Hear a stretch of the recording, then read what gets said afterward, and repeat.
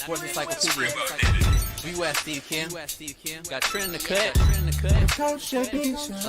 What are you? He's the best. Yeah. He's a master motivator. I'm a master motivator. I ain't no regular ass motivator. I'm a fucking master. Coaches tried to make practice so hard that the game was less intrusive. Like they coached you that way. Like people think, well, they were just yelling. No, they were trying to put you under stress and put you in under duress so that when you got in the game, you could mentally handle adversity. If you go through JUCO and you make it out of JUCO, you can make it anywhere. I respect the hell out of you to see that you're doing what you're doing and still doing what you're doing for real, the way you do it, man. From day one, you had the same enthusiasm. You keep the same enthusiasm, and it's fucking contagious. In my opinion, I think Shedeur Sanders is the best deep ball in college football. I don't think he's. Can you just say something nice about Shedeur Sanders? I love talking ball. It's nice to connect with guys that are like-minded and just are real and genuine. And I'll proudly stand up next to you. Oh, God bless America. You said belt to ass, T-Red. You got the belt around you. Smitty and Jason Brown. Coach JB Show.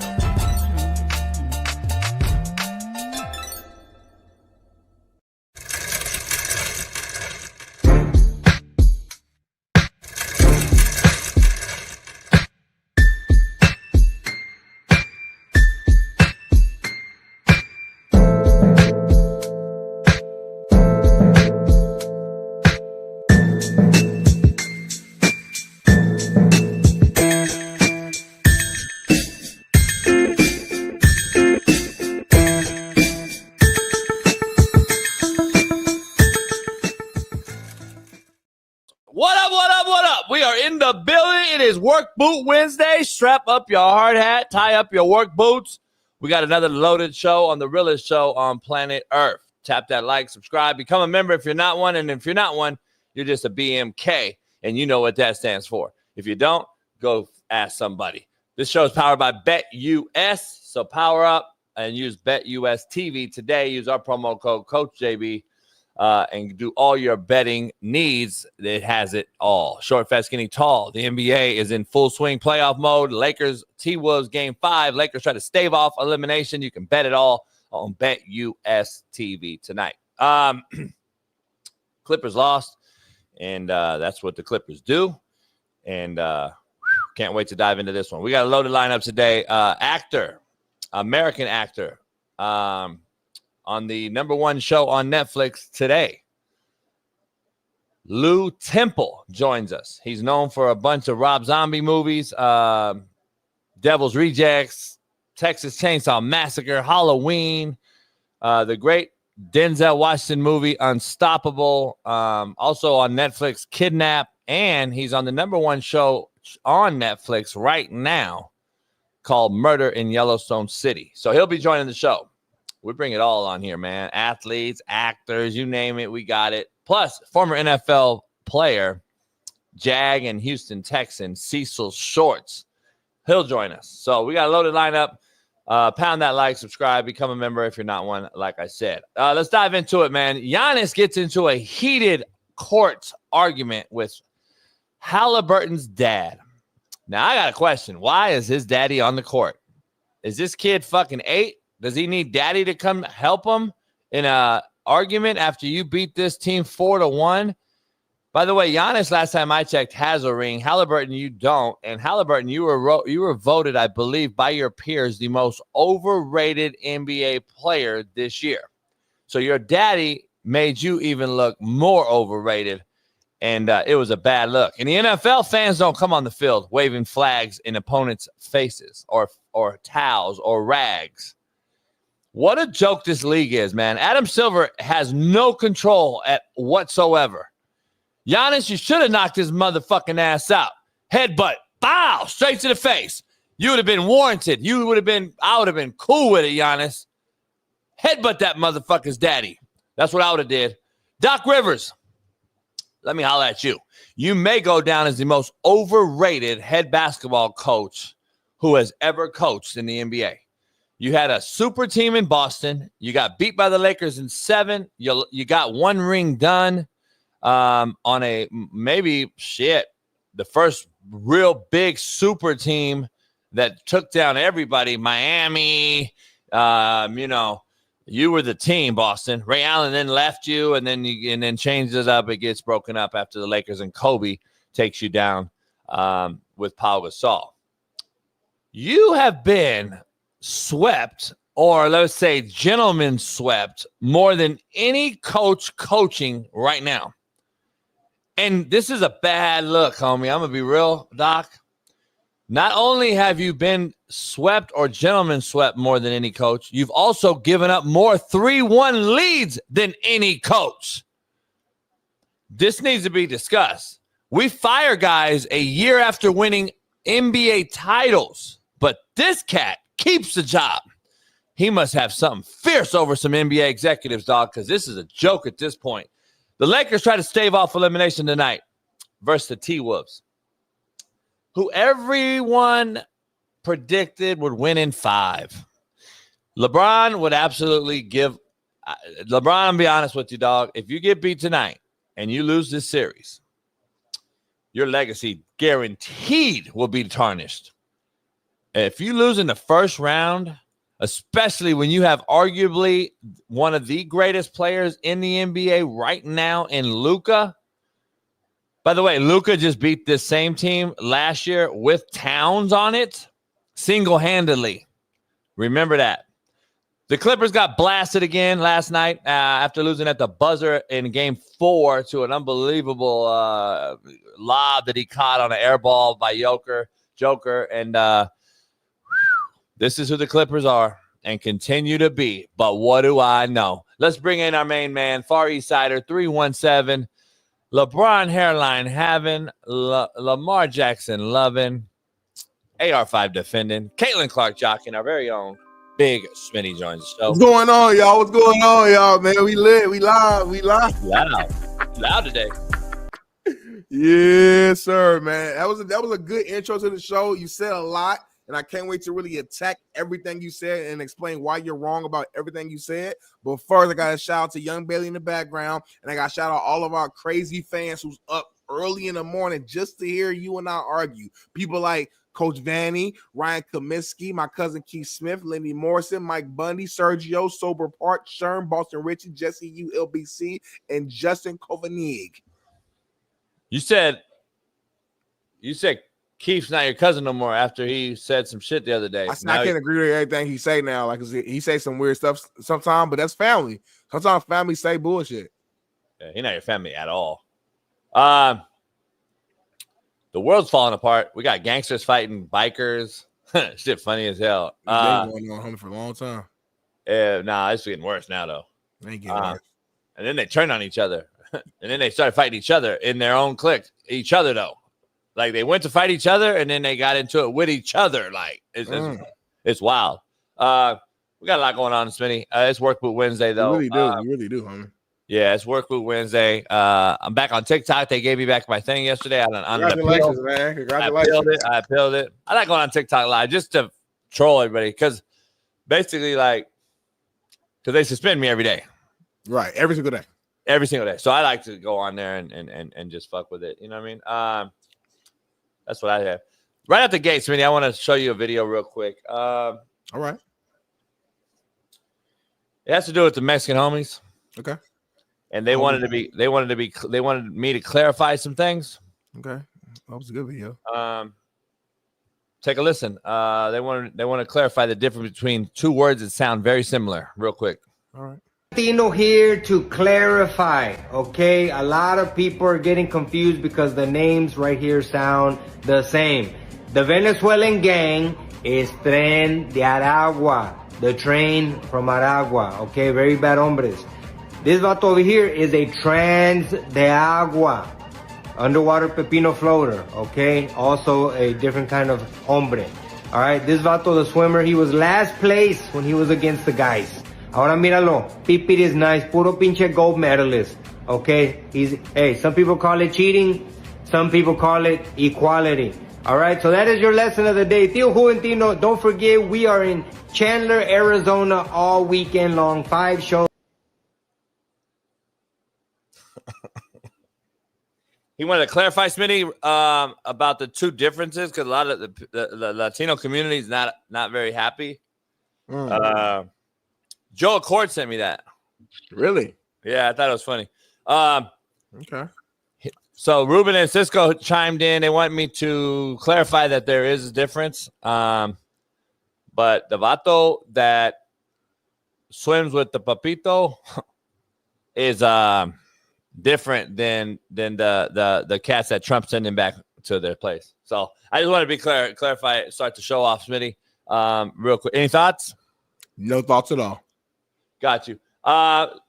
Smitty, I said a lot, but we could dive into it. A whole bunch of stuff, man. I mean, you talked about Giannis and Doc Rivers and this, that, and the third. Before we go quote of the day, give me your thought first of all on Giannis. We'll just go straight down the bullet points that I talked about. Let's do the whole show right now. Then I think Giannis was 100% correct, and I don't know if you heard his post game speech. So you agree with me then? I don't know why there's disagreement. Then. Giannis was 100% correct. His post game speech, he explained why he did it. He said at first he didn't even know like it was Halliburton Day. Like initially when he first walked out on the court. Can we stop right there? Can we stop right there? I thought it was Flavor Flav. He don't look nothing like Flavor Flav. Flavor Flav way darker than this. You're right. But he looked like Flavor Flav from the side. I was like, where the fuck is Flavor Flav out there for? I didn't know what was going on. But anyway, go ahead. Flavor got a clock, glasses, everything. He looked nothing like Flavor Flav. But yeah, I think the Pops got overly excited. You know, not only was this a big, win, his son made the game winner. After all the talk, there's been a lot of trash talk this entire series. Specifically pointed at Tyrese Halliburton, the fact that you pointed out, he was voted, most overrated or whatever the case may be. After the game, I think Halliburton posted a picture and said overrate that. You know what I'm saying? I like that. You know what I'm saying? I'm from Indiana, and like this is a really good grimy team that's coached by Rick Carlisle, who I have a ton of respect for. It's been packed houses in Indiana right there at the field house every single game, and this was a competitive, like, don't worry about the win and loss section, but like just the way the games were going, it was a competitive series in terms of how the games was going. Yes, it was, but you didn't watch any game, so don't say nothing about it. You didn't watch no games, so it was competitive in terms of how the games went. It was intense. It was fiery. It was fights. It was like playoffs have been good, and this was one of those good series. And there's reason why there's so much emotion right here because of how the games have been going. So. All right, macro think this now. So what's your thought on the dad on the court? I got you. The Pops was 1,000% wrong. 1,000% wrong. Stay on the sideline. Stay in your lane. It's okay to be excited. You don't run out on the court. You're not one of the players. Giannis don't even know who he is. Look. Yeah, because he thinks it's like a fan. He runs out there with a like a towel or whatever, like in his face. Yeah, with Halliburton's face on there. He's literally waving it uncontrollably until Giannis sees him. It's like, bro, you're doing too much. And to Halliburton's credit, he spoke after the game. He said, my dad was wrong. I talked to him. That ain't going to happen again. Like this, that, and the third. So, like, it's one of those things. And then his dad came out and apologized afterwards, whatever. But he was wrong. He got overly excited and emotional for his son. I'd have split his wig right there. I would have split his shit. But then, you know what? You saying that now, but if Giannis would have did that, you would have came on the show and be like, I understand, Giannis. But you make $200-something million. Hell no. No, I wouldn't. Came in. Because if your player did that as a coach, you don't want that.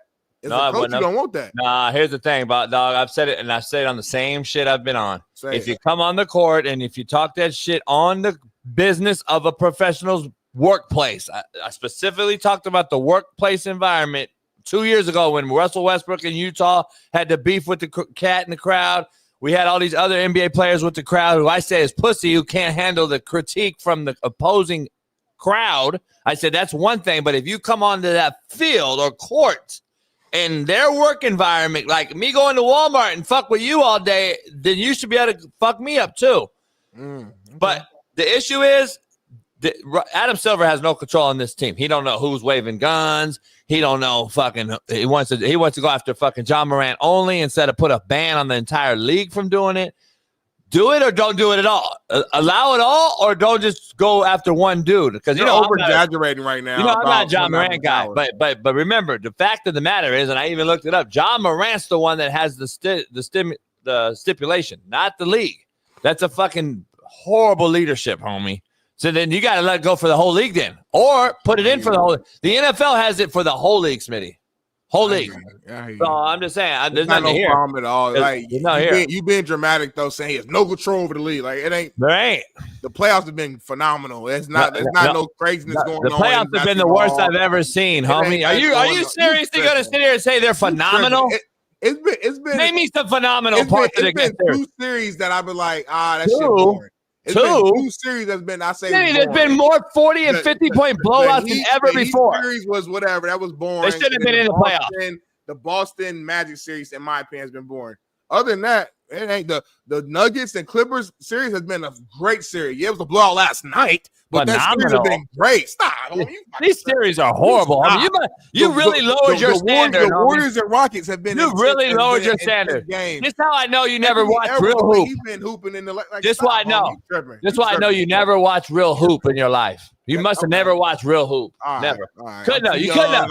I didn't watch none of the teams. You're right. Not even too young, but just years ago. Just a few years ago. You can't compare this series, this NBA playoffs to the fucking before this. First round has been cool. What are you talking about? First round used to be good. First round used to be good. You want all 7 games? You want games to go game 7? Nah, Smitty. I want to turn on the game when it's the only NBA game on that particular day and not see a team get beat by 55, homie. Well, that's what I want to see. Watch the playoffs. Like, come on, homie. Like you really lowered your standards, homie. You really. No, I didn't. You're you have, homie. You're over exaggerating. No, I'm not over exaggerating. Every game ain't been no 55. My eyes work. It's been hella close games, homie. What are you talking about? My eyes work like yours, homie. Type of shit. The Knicks series has been going down to the wire every single series. Other than last night, the Nuggets and Clippers have been one of the better series we didn't see in a while, going back and forth every single game. Let's not even talk about the Warriors and Rockets game. That's a hell of a story. Let's not even talk about Warriors about to upset the Rockets, and that series been back and forth and scrappy. Like, what are we talking about here? Don't even talk about the actual. Don't even talk about the game. The close score between Detroit. Talk about the basketball being played, homie. You sit here saying it's phenomenal. It shows me that you just really don't know what good basketball is, homie. Because there's no way you're telling me this ISO one-on-one perimeter basketball is good basketball. And then this team's getting beat by 55 because guess why? If a team goes cold from the perimeter and the other one's not, you lose by 55 now in today's NBA, homie, because they refuse to take their ass down low. The centers are pussy. There ain't no bigs no more. There's no rim protection. You got a fucking instant replay every 5 minutes about a flagrant 1 foul. It's almost impossible to watch, homie, and this is the NBA playoffs. And by the way, the Miami Heat were a 10 seed for a reason. They should have never been in the play-in. They should have never made a playoff. That's why they got swept and lost 2 games by 40 and 55. And then you got fucking all the play-in teams are a joke, homie. The play-in, the All-Star game, and the fucking in-season tournament is a joke. The NBA is a joke. It's becoming a joke, and it's hard to watch, homie. That's just my opinion. Smitty, you can have yours, but I'm just telling you, it's a motherfucking joke. This is mediocrity at its finest, homie. You are aware that the Warriors was a play-in team, right? Yeah, they're fucking horrible. They shouldn't have been in. They're a joke. Nah, yeah, you got to catch yourself because they got to upset the number 2 seed, and they're not a joke at all. It's not a joke at all. The Warriors can make a title run with Jimmy Butler. That's a fact. And if you're watching basketball, you looking how they play, you would know that. But instead, you're in your yacht with your AEs and you watch the highlights. Mediocrity is the new. And then you come in here, you act like you know basketball, but when you ain't watched a single fucking game, homie. Keep it all the way funky, keep it all the way real. Yes, it's been 2 series that I would say are not good at all, I would say, especially the Heat series. The Magic is a cool series. They're not entertaining to watch, in my opinion. Other than those 2, the other series, man, I mean, if you watch it game to game, It's been good first round basketball. So that's all I'm gonna say. But again, you're gonna always phenomenal a minute ago. You're gonna always stay on the heel of being negative, Nancy, and it's not the same way it was in the 70s when you were 13 years old and all. You said phenomenal though. So you don't like it. So it's what it is. You said phenomenal though. Moving on to the next topic, you talked about Doc Rivers. Doc Rivers, to me, I mean, he's a top 10. I think most winningest. I want to say playoff win coach. I saw a stat the other day because Steve Kerr moved it up on like the top 10 list, and I know Doc Rivers is on there when it comes to wins. I hate Doc Rivers is a good regular season head coach, but in the playoffs, he falls short. He falls short in the playoffs every single time. Regular season, he gonna get you wins. You might be a top 3, top 4 seed, but when it matters the most, for whatever reason, his execution outside of those 1 or 2 seasons with the Celtics has not worked. People say, I talk to people who, either play for Doc, know Doc, whatever, and say he's a hell of a motivator. He's a hell of a speech. He do a lot of great things, organized. They do a lot of great things, but his style, for whatever, I have no idea why, it does not translate to the playoff. You mentioned an interesting stat of he has the most, 3-1.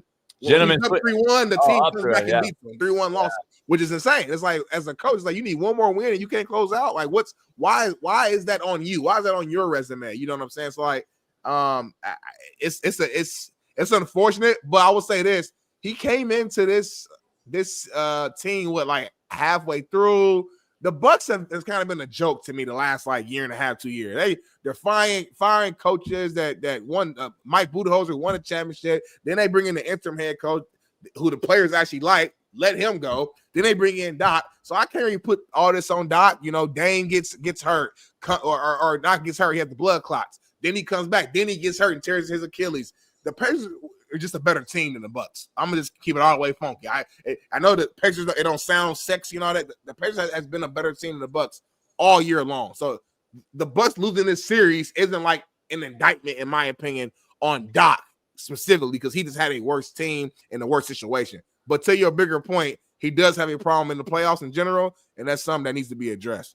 What else did you say? You said something else after that. I said when the white dude, Mike Malone, gets fired and the brother keeps his job, we better start talking about that shit every morning. That's what I said. Doc gets fired. He's gotten fired so many times. Stop. No, that motherfucker keeps his job. The reason why he got fired. Coaches have won a ring. How many guys won a ring and got fired last 5 years? The guy Budenholzer, who was at Milwaukee, by the way, got fired. Your boy Nick Nurse got fired after winning it a year later. Vogel wins one, gets fired right out the gate. You got fucking Mike Malone this year gets fired right. By the way, most wins all time. Just won a ring just 2 years ago, homie. Or a year removed, and then has Joker, who's the 3-time MVP, and they fire him during the season. And now they're about to win against the Clippers. That tells you what they thought about Mike Malone. Then you got Doc fucking Rivers, homie, who keeps a job, homie. This guy was in the booth at ESPN, Smitty, and came out into the fucking role of a guy who was winning, another brother who was winning in Milwaukee during the season that year. Remember when he replaced him that year we came on the show?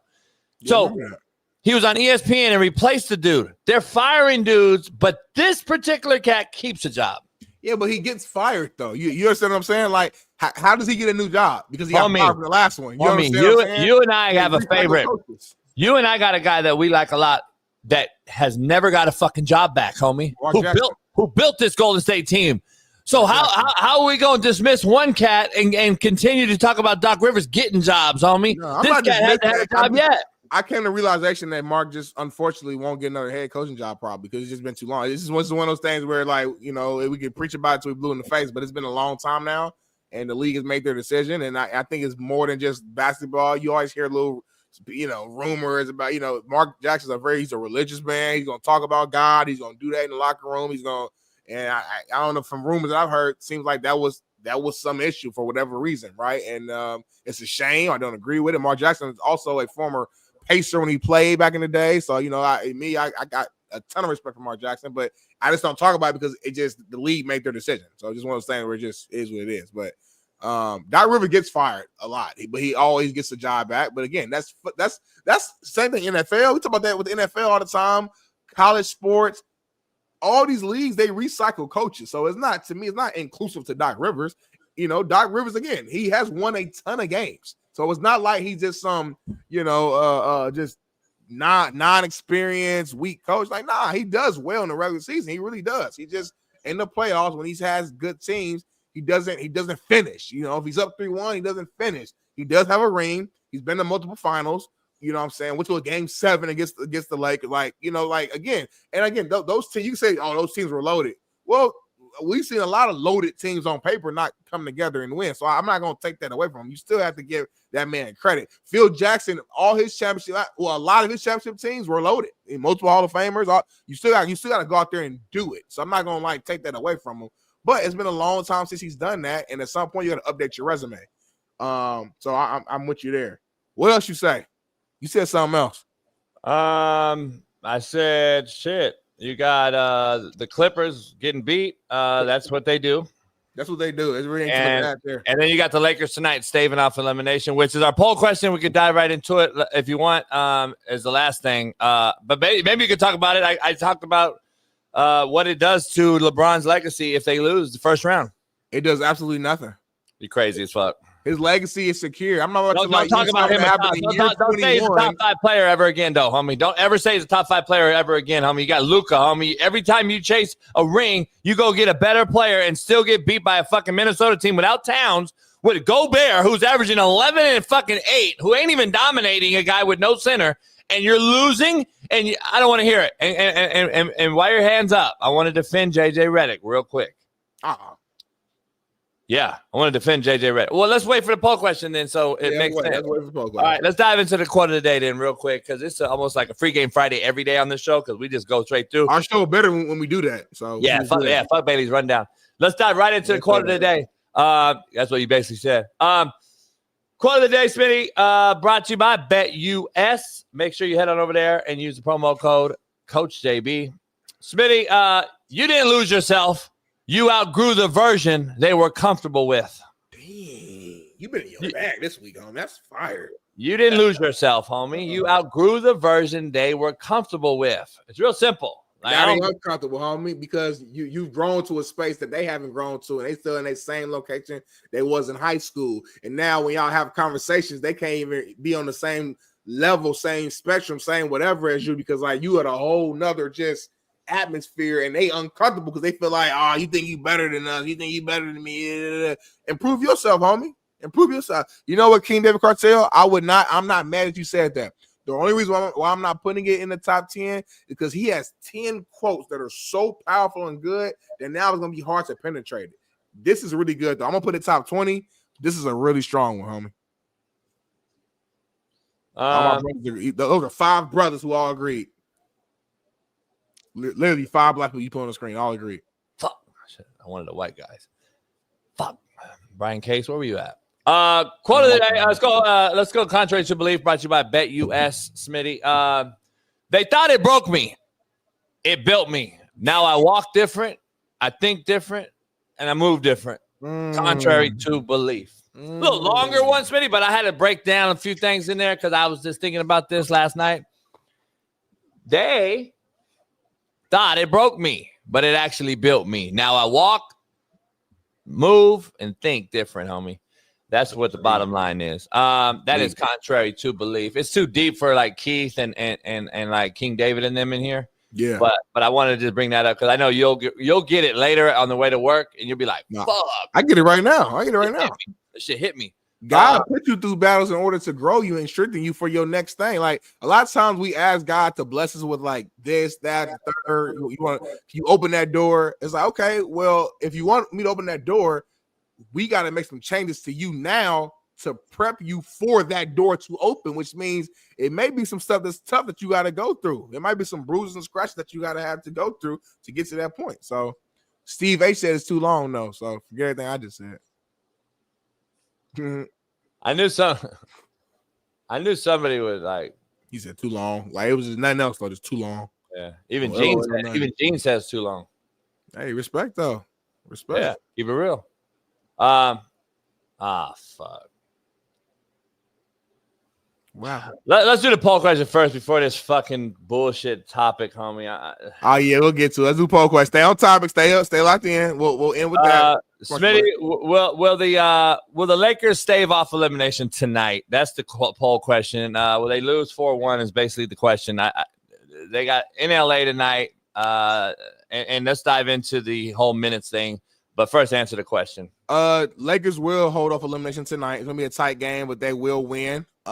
Take it to a game 6, and then I think Minnesota will end it in game 6 in Minnesota. But I think the pride, of the Lakers, of LeBron, Luka, those guys, they're not gonna let it end in a gentleman's sweep. So they'll get one more win. But I think that the series is over. But we were having a bigger conversation a few moments ago about LeBron's legacy.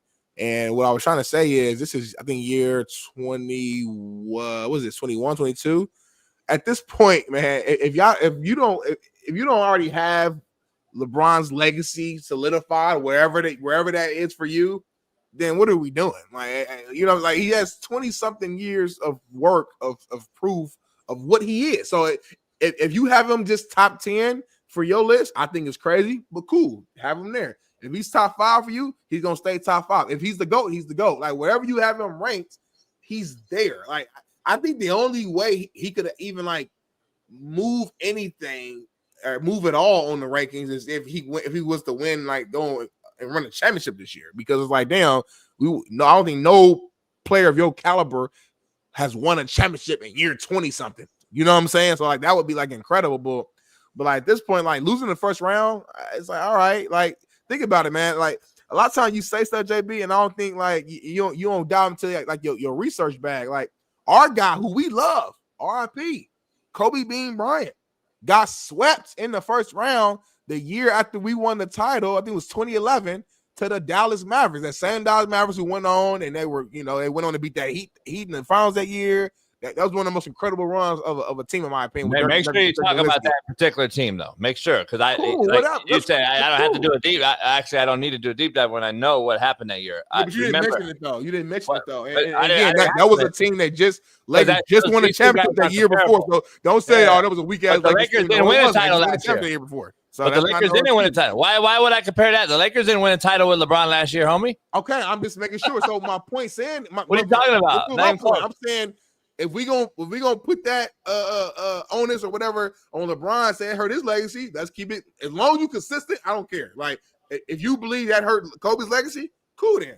As long as you're I don't think it hurt it. Again, you didn't listen. It didn't hurt Kobe. It didn't hurt Kobe's legacy. It didn't. No, the roster was flipped upside down. If you look at the team that won it the year before to the team that they were rebuilding, look at the roster. Look at the roster.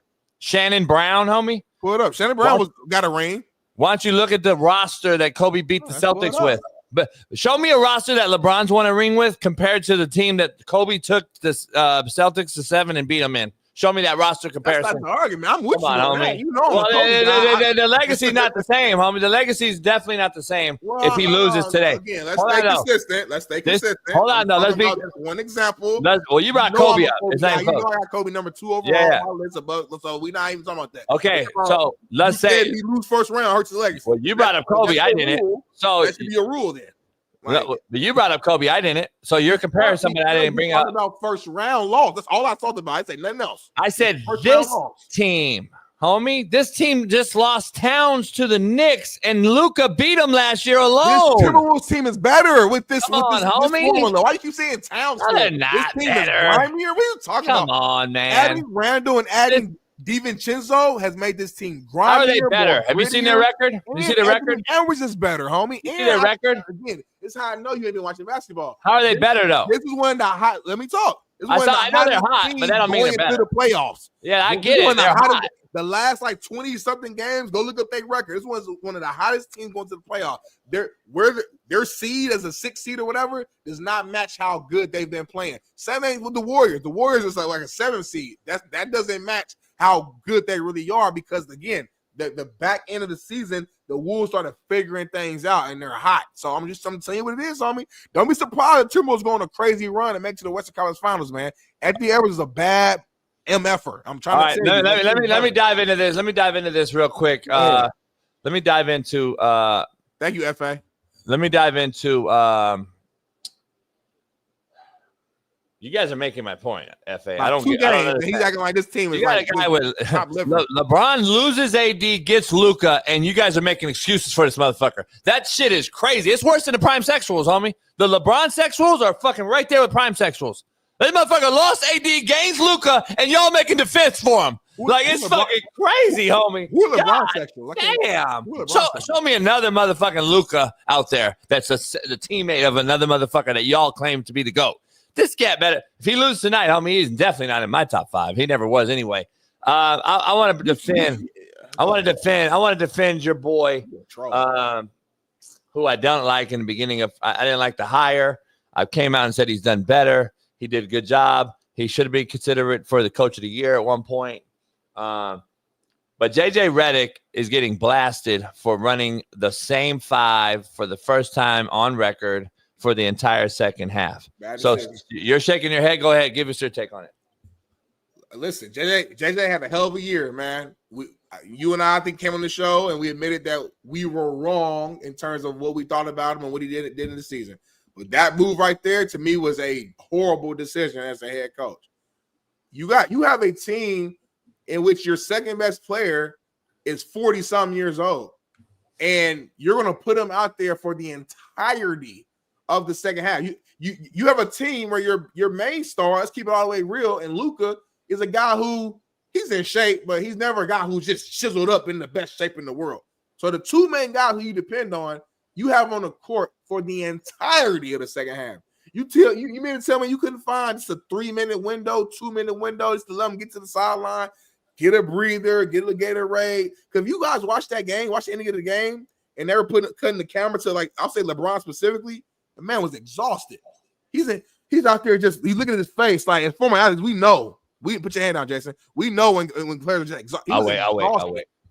And I gotta put that on the head coach. You don't see that, and then it bit you in the butt. LeBron didn't score a point in the whole fourth quarter. I'm gonna blame LeBron for that, of course, because he's not very good. He's not very good. I'm also going to blame head coach to not recognize. All right, man, let me get this guy 2 minutes real quick and let him kind of reset, and then let him close out strong. That's what you always do. So yes, JJ deserves some blame for the decision that he made specifically in that game. Go ahead, Jason. Now you can talk. I'm not a huge JJ guy. We all know that. But I'm a coach, and I want to defend a coach when the coach does coaching things that everyone else is sitting at home eating fucking donuts and over here doing nothing but bagging my groceries at Walmart, who think they could critique an NFL head coach, an NBA head coach, and put themselves in the position that JJ Redick was in and all these other things. That's what's comical to me, number one. Number two, can I ask you a question, Darnell? Yes, you can, Jason. What was JJ Redick's whole ploy going into the season with LeBron and his minute restriction during the season? Remind me. Oh, it was to what? Save his legs and do what? Save his man. What is the number one thing going in the NBA right now? I think it's called load management. I think so. Yeah. So let's be here. You're mad now that they didn't play, but then when they don't play because of load management, we're okay with it. So hold on, homie. Which one is it? So let's be real here. Outside the box thinking fucking chat. You're cool when they load manage, but now they are asked to play the game and play their minutes because of the load manage during the year, because of the fucking minute restriction during the year. And now all of a sudden y'all mad at him because he played the motherfucking superstar who y'all call the GOAT the entire fourth quarter. Get the fuck out of here. Second half. Crazy, homie. Second half. Okay, second half. It don't matter. And by the way, that's your problem. You didn't score in the fourth quarter, LeBron. You're the best. You're the best, homie. You're the best. And by the way, I was looking at something here, and that I want to make sure I give you a real, I want to give you a real fucking take. I want to give you a real take. Please. And I was like, let me look up the, some stats on this thing. Because I was like, I just want to come out here and talk, So LeBron James in the fourth quarter this year. Do you know how many points he averaged? What? You know how many points he just take a guess. How many points do you think he averaged? I'll say 5 points. 5 points in the fourth quarter. No. he averaged making 5 field goals in the fourth quarter. Okay, that's pretty good. So what happened now?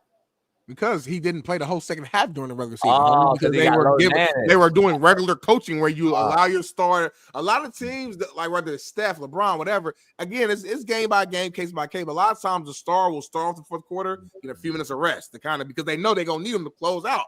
But you kept your guys in the entirety of the. I'm saying the entirety, JB. Like you couldn't find us a quick because I've seen coaches be like, all right, you got 2 minutes, and after that, it's like a you problem, like 2 minutes, and a you problem. And now it's an us problem because we took an L. You know what's crazy? And I'm the head coach, so it's you know what's crazy though. Darvin Ham got you. Want to talk about coach getting fired? You damn on the little white coaches. Darvin Ham to the team to the Western Conference Finals and they ain't got fired, homie. So when JJ Redick lose after this first round. Let's see what y'all talking about, Lakers. Because y'all ain't get Darvin Ham that same leash, and he went way farther. Let me ask you something. You think Kobe, Jordan, any of the greats that you say are literally right above LeBron would go scoreless in the fourth quarter and bitch about the minutes? Well, LeBron didn't bitch about the minutes, so I'm just asking. These are outsiders talking about it. I'm talking about the bronze sexuals out here defending. I just want to be clear. LeBron has no control over that. I just want to make sure that has nothing to do with him. But so I think Jordan. I'm asking for you, the bronze sexuals. I'm asking for you, the bronze sexuals, to defend them. I'm not that. Anybody knows me? No. I'm just a realist on the show, and you're so biased that you can't even admit when like you're wrong when it comes to LeBron. You say LeBron ain't top 5 is one of the silliest things. You say a lot of silly shit on the show. I ain't gonna lie. This is one of the ones. This is like top 5. Really.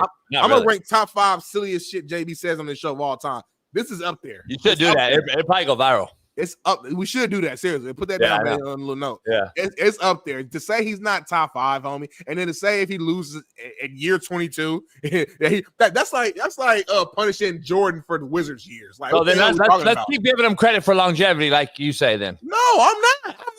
I told you wherever he's. Like, is he the GOAT of longevity or is he the GOAT, homie? Which one is it? That's why he's not top 5, homie. He's not top 5, he's homie. Number 3 on my list. He's been number 3 on my list for years. He's not top 5. I go Jordan. I go Bean. I go Bron. It's been like that for a minute for me. That's fine. He's not in my top 5. He's not in my top 5. Motherfucker's a choke artist. He can't make free throws down the stretch. He can't make any big shot. He don't even take the last shot of the games. He's scared. He always lets someone else. And then his excuses as to I made the best basketball play. Yeah, because you weak, homie. You not a leader of men. You a soft motherfucker who's scared to lose on your back. You think Kobe was going to pass the ball to fucking Shannon Brown in the game because it was the right play? Get the fuck out. You motherfuckers' mentality is fucking soft, homie. He was a killer, but he has passed the ball sometimes. I'm going to pass to Shannon Brown because it's the right basketball play. He has passed to Derek Fisher. He has passed the Meta World Peace against the Celtics in the final. When the biggest shot. So all I'm saying is Michael Jordan did pass to Paxson and he passed it to her. All I'm saying is there are situations where they made the right play as well. I'm just throwing that out there. Just like there's situations where LeBron has definitely went out there and took the last shot and made big shots, whether against the Orlando Magic, whether it was against the Toronto Raptors, whether it was against the Pacers, these are all playoff moments that's come to the top of my head like this. So again, I'm just being a realist. You call the bank shot against Orlando straight off the glass a real game winner? I mean, it was like an actual game winner. I don't care. I know, but it was a bank shot, homie. We know he didn't call it glass. Stop. Okay, the cat is not. The cat is game. Steph Curry's gonna pass him up, and we're gonna still over here swinging from LeBron when Steph owns LeBron in the same generation, and no one even gives him credit at all. That shit is crazy to me. The cat is better by far. He's the most influential player in this generation. But anyway, that's all that is by far better than LeBron in this generation. Yeah. He's the player of this generation. So whatever you want to take it, however you want to take it. No, words matter. You said Steph Curry is by far better than LeBron. Is that what you said? Correct. He's the player, the best player in this generation. Yep. By far. By far. Okay, I'm just give you a chance to like retract your steps and retract your steps. What has LeBron done that changed the game? Nothing. Steph did. He's a generational talent we've never seen before. When I asked you a question, I mean, you always avoid the question that I asked you. You don't understand the actual particular question. I understand what you're saying. You always do this with the question, homie. Because I know Steph Curry has done what? You trying to set me up for Phil. I'm just smarter than you. That's all it is. Like I'm just smarter than you. To do what? Steph Curry changed the game. LeBron hasn't, homie. Just keep it real. Like, what has LeBron done that changed the game? What did Kobe do to change the game? Block Iguodala. What did Kobe do to change the game? Mimic Jordan and became better. No, what do you do to change the game? Mimicking somebody's not changing the game. I'm just saying, like if we were to go that route, let's do it then. Okay. Let's do it. Copying somebody ain't changing the game. What do you mean? Kobe hit more game winners than any other player ever. The game. Let's stay on track, like you told me. Kobe didn't change the game. Jordan changed the game. Kobe didn't change the game. Hold on, though. Why do you always go to Kobe when I ask you about LeBron, homie? I'm confused. Can I tell you why? No, I want to talk about what the question was. Because I know you love Kobe. So I know with Kobe, when I throw you the same questions, I'm going to throw you off. Doesn't matter. You're going to be like, how do I? Kobe wasn't in a spot to change no game. Steph was. Steph literally changed the game. Kobe wasn't. I'm not arguing that. All Kobe had to do a 3-point shot. Homie, all Kobe did was come in and mimic Jordan, the GOAT at the time, and say, I'm going to mimic this guy and do what I could do. And I won 5 rings. And that's what he did. That's what he did. Like, there was nothing to change. Said, I'm going to be a mixture of Jordan and Magic Johnson, and I'm going to go out here and I'm going to win multiple MVPs. But they changed the game. I'm going to win 4 rings, 1 ring, and then I'm going to go to multiple finals, and I'm going to dominate. But he didn't change the game, though. Over a decade. But he didn't change the game, though. Kobe came in and played with the most dominant big man of all time, never left one place like Steph hasn't done right now. And then LeBron is over here chasing fucking rings with Super 3 teams and still losing, and you still continue to put him above certain people. Blows my mind. By the way, Steph Curry changed the game because the game has become what? A perimeter shooting, soft ass, no defense playing game.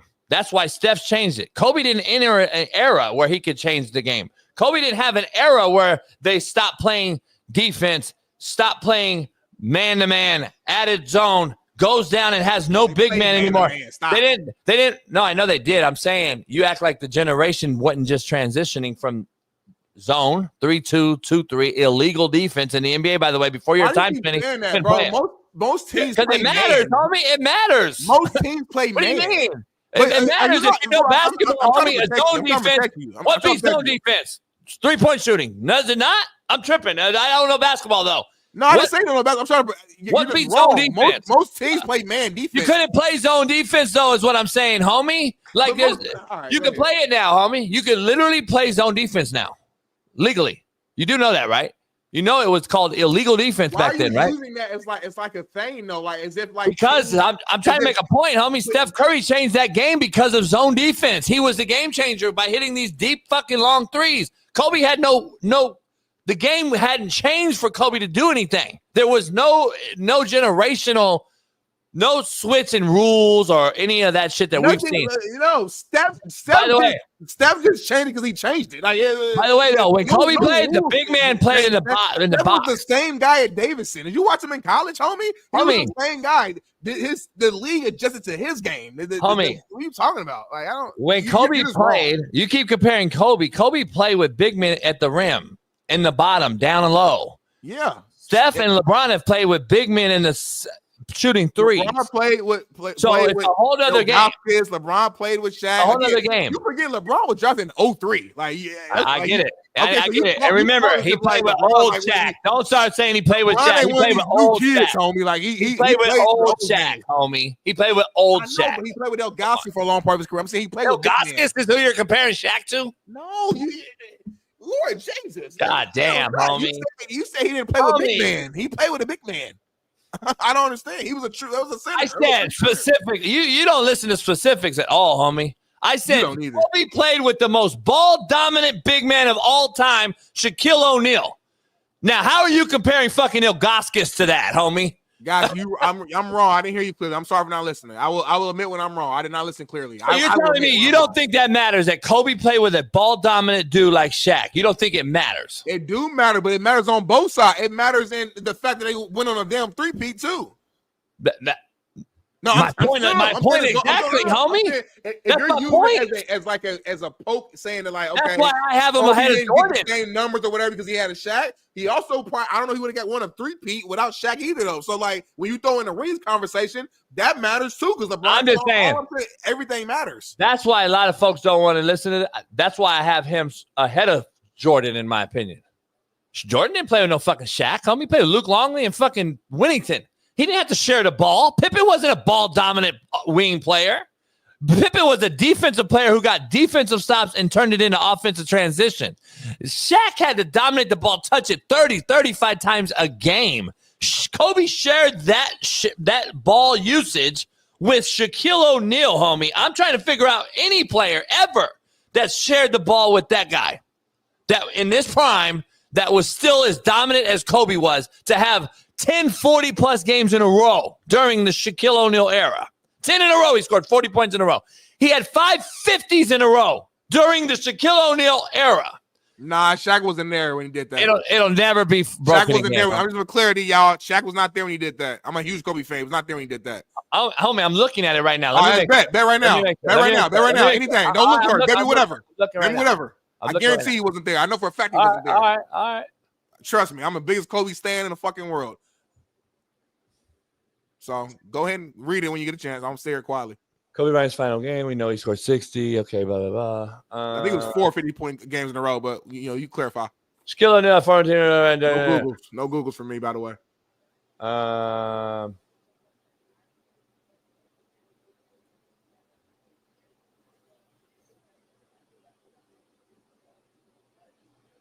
He had 40. He had 4 50s in a row. Thank you. No Googles. No, that's not everything though. It says his legendary 4 game in a row. That's what we're referring to. You said 5. It wasn't 5. It was 4. Yeah, but I don't know. That doesn't tell me that. What year was it? Forget all that. What year was that? It doesn't say. Okay, that's fine. Somebody in chat can look it up. Hey, did Kobe score 70, 60, and 81 with Shaq or no? 81 was not with Shaq. No, it was against the Toronto Raptors post Shaq. Did he score 70 with Shaq? He scored, I think, 60 with Shaq. And 70. It's right here. He scored 70 with Shaq. 70 with Shaq. Okay. So, here's what it is. I don't know. I can't see if he scored 10 in a row, but I swore he scored 10 50-point games with Shaq on the team. Maybe Shaq was hurt. Maybe Shaq was hurt. I don't know. But he was there. My point is, again, listen, just for clarity, I am the biggest Kobe fan. He is the only reason why I'm a Lakers fan. I'm just saying he's the only reason why I'm a Lakers fan because of Kobe. I'm just being real. All I'm saying is we do a show where people actually come here to watch us and learn. So I got to make sure that I put all bias aside. I grew up my whole childhood was Kobe versus LeBron. I was anti-LeBron my whole life. I swear to God, if I called any of my homies right now and had them call in, they'd be like, "Oh, this is crazy. Like he's helping LeBron." I'm not helping nobody. I'm just giving the actual facts. So when we go at LeBron, let's just make sure we go at him with facts and not with emotions because we don't like the style in which he played. At this point in what he's done with his career, all bias put aside. You look at his resume, body of work, whether it's stats, whether it's wins, whether it's finals, whether it's MVPs, whether it's pure athleticism, whether it's when you look at everything, you're all bias aside. There's literally no way that LeBron's not top 5. There's nothing you could point at where it would even make sense to make them not. There's nothing. There's nothing. Go ahead. Can I ask a question? Yes, go ahead. This is why I say you're a bronze sexual and a prime sexual and all these sexuals. Here's why. That's crazy. So it's okay to say that for LeBron. It's okay because stats don't matter. Watch the game. Blah blah blah. Make sure we critique him with our eyes, and it's not just stats. But it is exactly opposite for when I do it with fucking Mahomes and Shador. Hypocrisy is amazing, homie. But so many micro thinkers in here can't think outside the box like that. And it's okay when I say that Mahomes, but Mahomes has 80% completion percentage. He's a 3-time Super Bowl champion. Blah, blah, blah, blah, blah. But my eyes don't work when it comes to that. But your eyes work perfectly, and it's fine with LeBron. I got it now. By the way, before we bring in our special guest, Kobe actually never scored 70. He's only scored 70 plus the one time when he scored the 81 against the Raptors. He scored 60 multiple times, and I can't verify if that was with. He scored 70 on the Dallas Mavericks. I don't know what you're looking at. I'm looking right here. I got the game up. I got the game up. He scored 70 points against the Dallas Mavericks. I don't know what you're looking at, homie.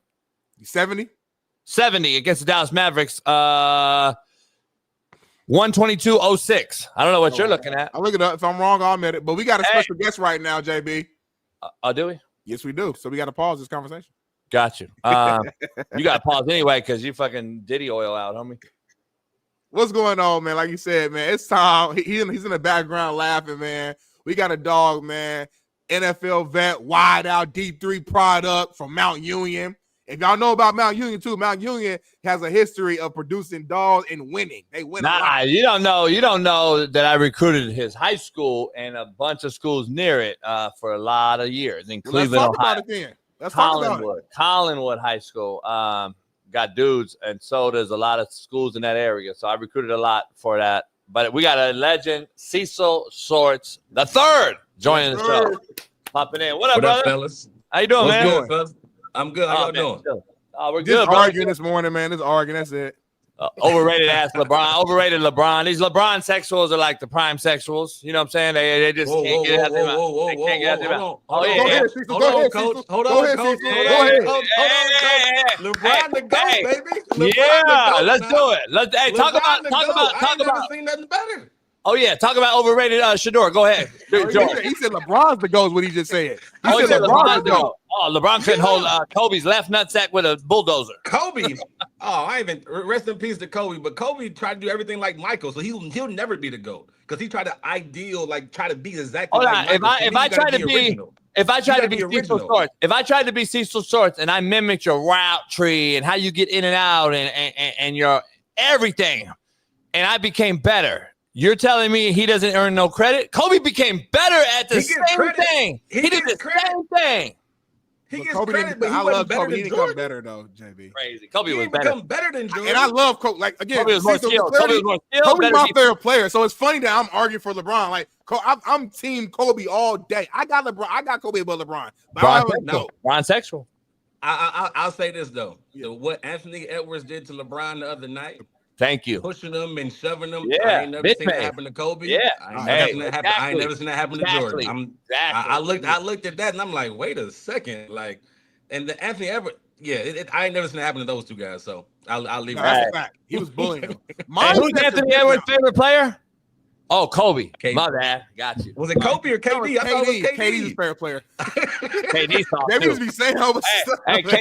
No, Anthony Edwards on tape saying that Kobe was the dog of all dogs. We said his favorite player was KD. Because now KD's soft though. Hey, Cecil, man, thank you enough. I can't thank you enough for hopping on here, man. Hey, Cecil, break down real quick what you got going on right now before we dive into some questions with you. What's Cecil Shorts doing right now in life? Oh man, we got a lot going on. So number one, I got 7 kids. So me and the wife we're Uber drivers. We're taking them here, there, boom, boom, boom. You got 5 and 2 off the bench. Like you got 2 JJ Rex that JJ didn't use. You got 2 that JJ could have used the other night. Facts, man. But got a podcast going, Believe in Texas podcast. So please like and subscribe to that. Got an Ultimate 216 podcast where it talks all Cleveland sports. So we talk about Browns, talk about Cavs, talk about the Guardians and all Cleveland culture. And then there's teaching and coaching, man. I love to coach. Like that's my heart and my passion. I love pouring into kids. So I'm coaching next year. I was at a school called Second Baptist School for the last 5 years. Now I'll be at a public school in Texas called Lamar High School. My son will be a freshman there. So 6A football, the real big football in Texas. So I'm excited about it. That's dinner like college right there, ain't it, boy, in Texas? Man, it's serious, brother. It's serious. It's like it's the real deal. JB, you know it's for real. Yeah. No doubt. What's my man in Cleveland, man? That I got so many damn schools, so many kids from there. Glenville, Glenville and Ginn Academy. I had dudes from both of them. Yeah. Oh, you was recruiting heavy. Yeah, Glenville, and I had a big time white out of Glenville. I had a big D in out of Glenville. We had a bunch of dudes. Ted Ginn Sr. was the head coach for a long time. Yeah, he was there forever. I used to go in and sit down with him for a minute every day, dog. Talk bullshit. We played them. I'm from Indiana. We played them in high school. They beat us on last second touchdown. It was a hell of a game, though. What? Ginn Academy or Glenville? Oh yeah, Glenville. Yeah, Glenville's the grimy school. I used to love. They had who's my boy, big ass quarterback who went to Ohio State and won the Natty. Troy Smith? Yeah. But yeah. What's the name? Yeah. Troy Smith about Troy? Nah, I'm a little young. I'm 31, so this was 2011. I'm having a brain fart. He was the third string quarterback for Ohio State, but they had Cardell Jones. Cardell Jones. He was huge in high school. So. Yeah. Cecil, man. So make sure everybody follows him. So what's going on, man? You cover. I know you kind of know what's going on with the Jags, and know you covered him What do you think about the trade? Obviously, getting Travis and what they did in the draft overall. What you got your former team, the Jags, doing? And then I want to dive into Houston Texans because I know you had an injury similar to one of my former players, Tank Dell. So I wanted to ask you about that. Yeah. So I'm big on organizations. If you love somebody, you go get them. Yeah. Now, do they give probably too much? They might have, but they're saying, hey, Travis is going to get the reward that we want, right? He's a unicorn. He's a special kid. In my opinion, we haven't seen nothing like him ever in college football.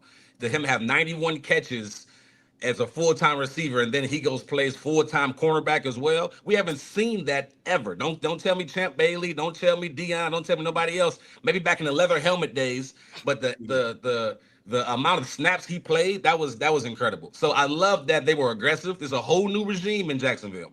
So the head coach, the GM, their mindset is different than how it was in previous years. They're about a lot of analytics, and they just think differently. They're going to take chances. They're going to think different. They're going to play different. So it's exciting for Jacksonville. And I think he's a small market kid. Just being honest, when you look at everything he dealt with his girlfriend, I'm not sure if he can handle that in a big market. Right. If he can be in New York, if he can be in LA, I don't know if he can handle that. He was kind of going back and forth on Twitter. I'm like, dude, just turn it off. Like, just ignore people. You're a millionaire already. Just ignore everybody and go play ball. But the thing about him is he loves the game. He's a nerd for the game. All he cares about is football.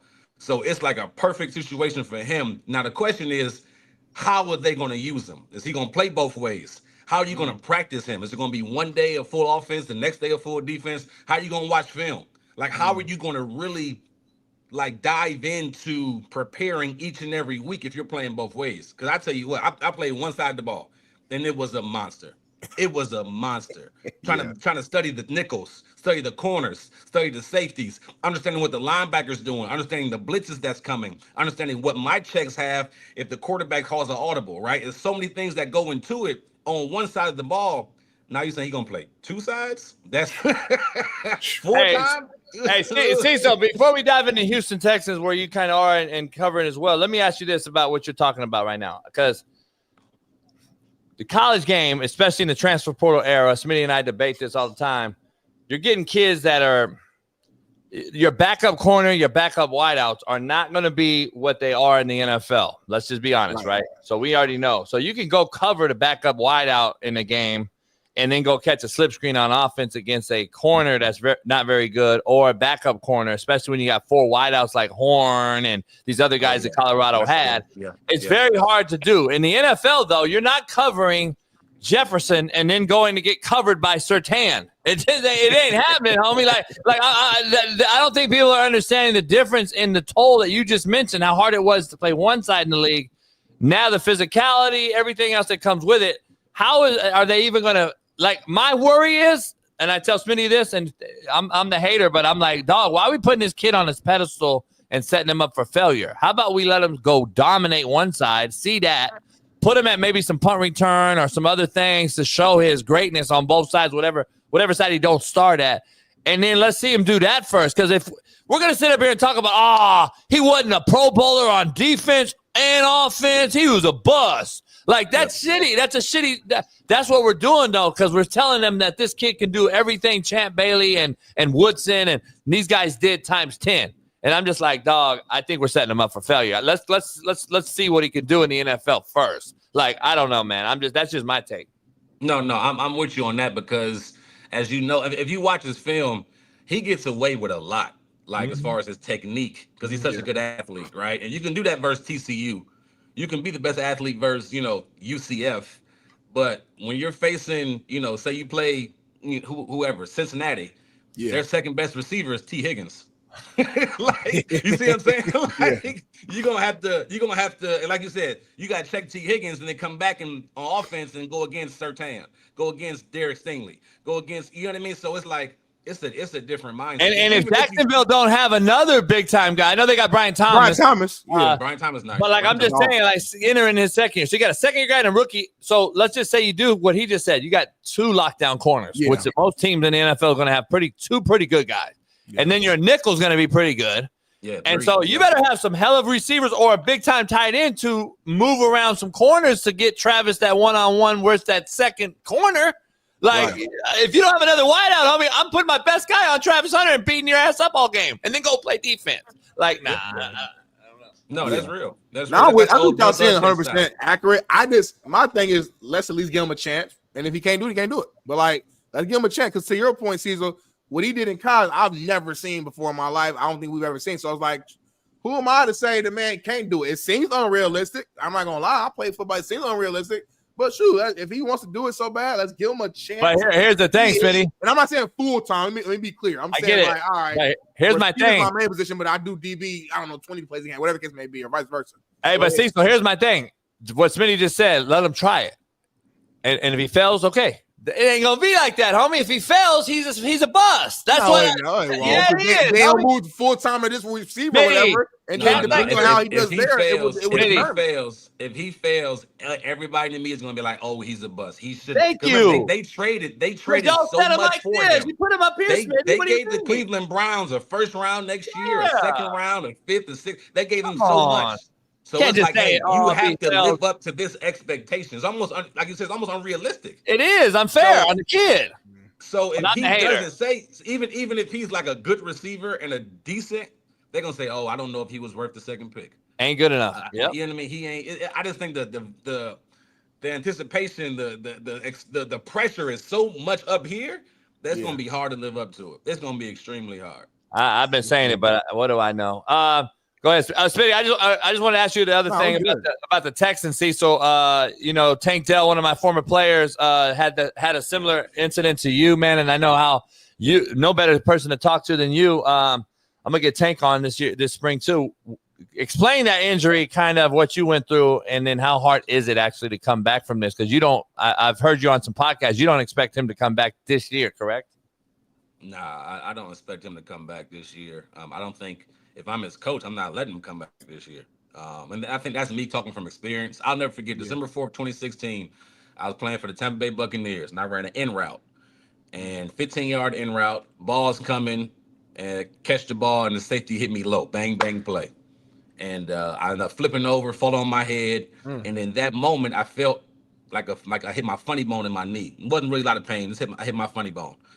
And I tried to get up and I couldn't get up, and I looked to the sideline and the trains are already running over. So they flipped me over and they playing with my knee, and they're like, I'm like, hey, y'all, it don't hurt till y'all touch it. Like, just chill out. Like, leave my knee alone. They're like, hey, you dislocated your knee. We're trying to pop it back in. So I said, all right, cool. I laid back down like, damn, all right, I dislocated it. Last year, dislocated my shoulder. I missed a game and I played. I'll be fine, right? Not knowing when you dislocate your knee, you tear everything in it. You tear everything in your knee. Because it ain't just a kneecap. Your kneecap just didn't pop, put it back. Yeah. ACL, MCL, PCL. I had ended up getting 7 surgeries. I was 2 centimeters away from getting my leg amputated. I was stuck in California for about, I lived with my agent for about 3 weeks, maybe 4 weeks, because they didn't want to put me back on the plane in Tampa Bay. So it's a lot that goes into it, right? Now, I don't know what they were worried about my arteries. I don't know what Tank's situation is with that. I seen him walking around, seen my different Houston basketball games. He seems like he's in good spirits, but that injury is no joke. And Tank, as explosive as he is, and he's one of my favorite receivers that got drafted a couple years ago. That boy's special, JB. That boy can play. But nobody recruited motherfucker. Nobody.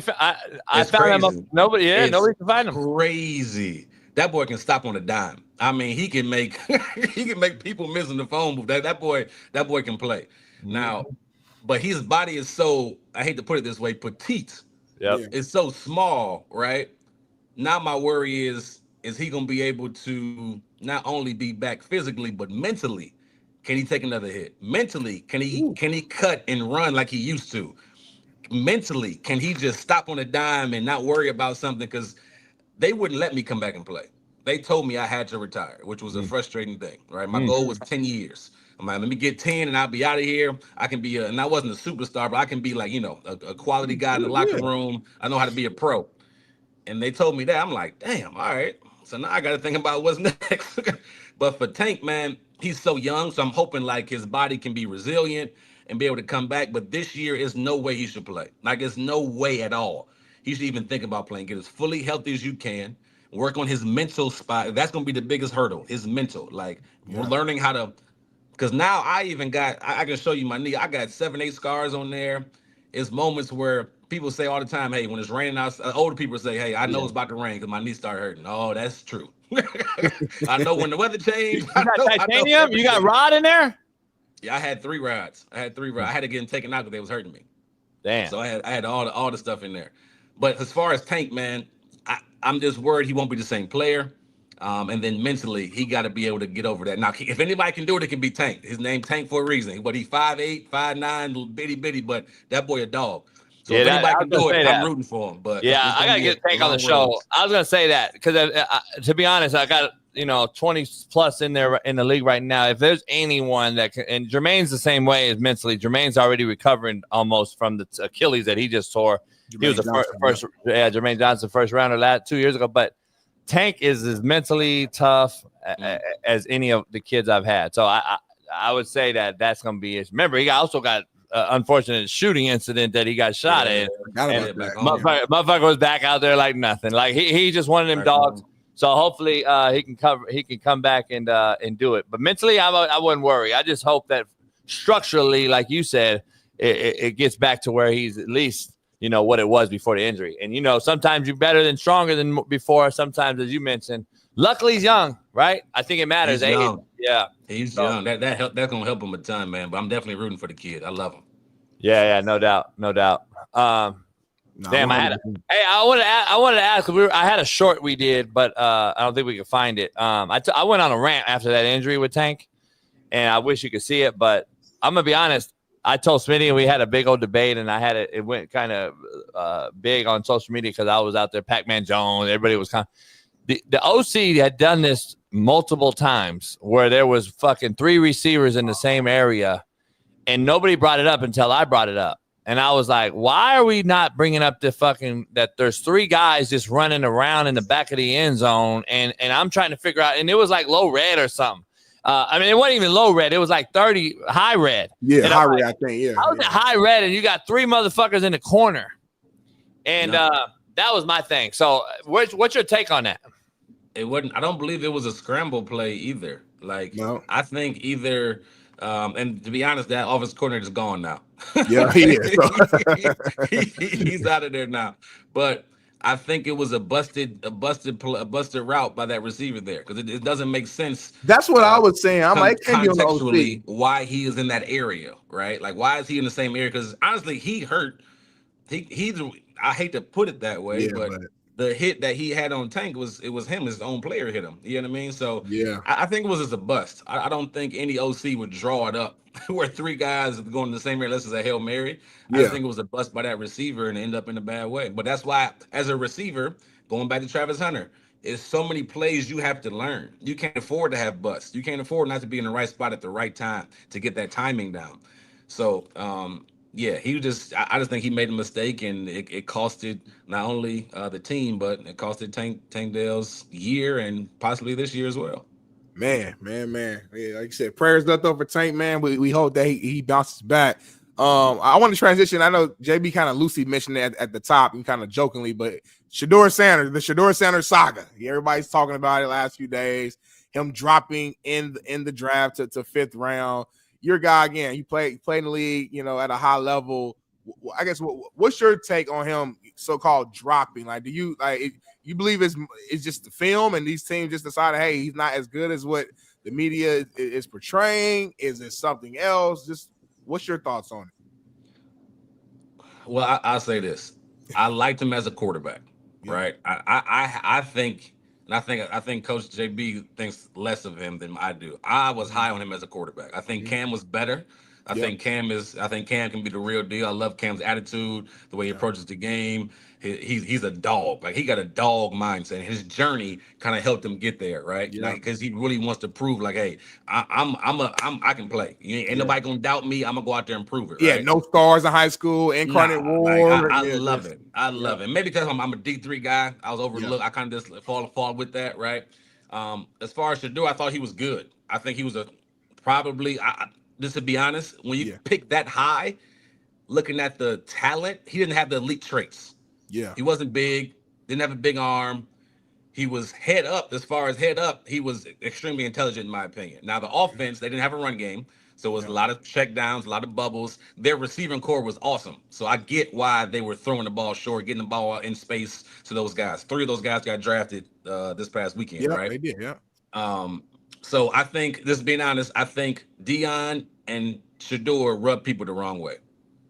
I think Deion saw his son in a light that he only saw it because he was his little league coach, high school coach, college coach.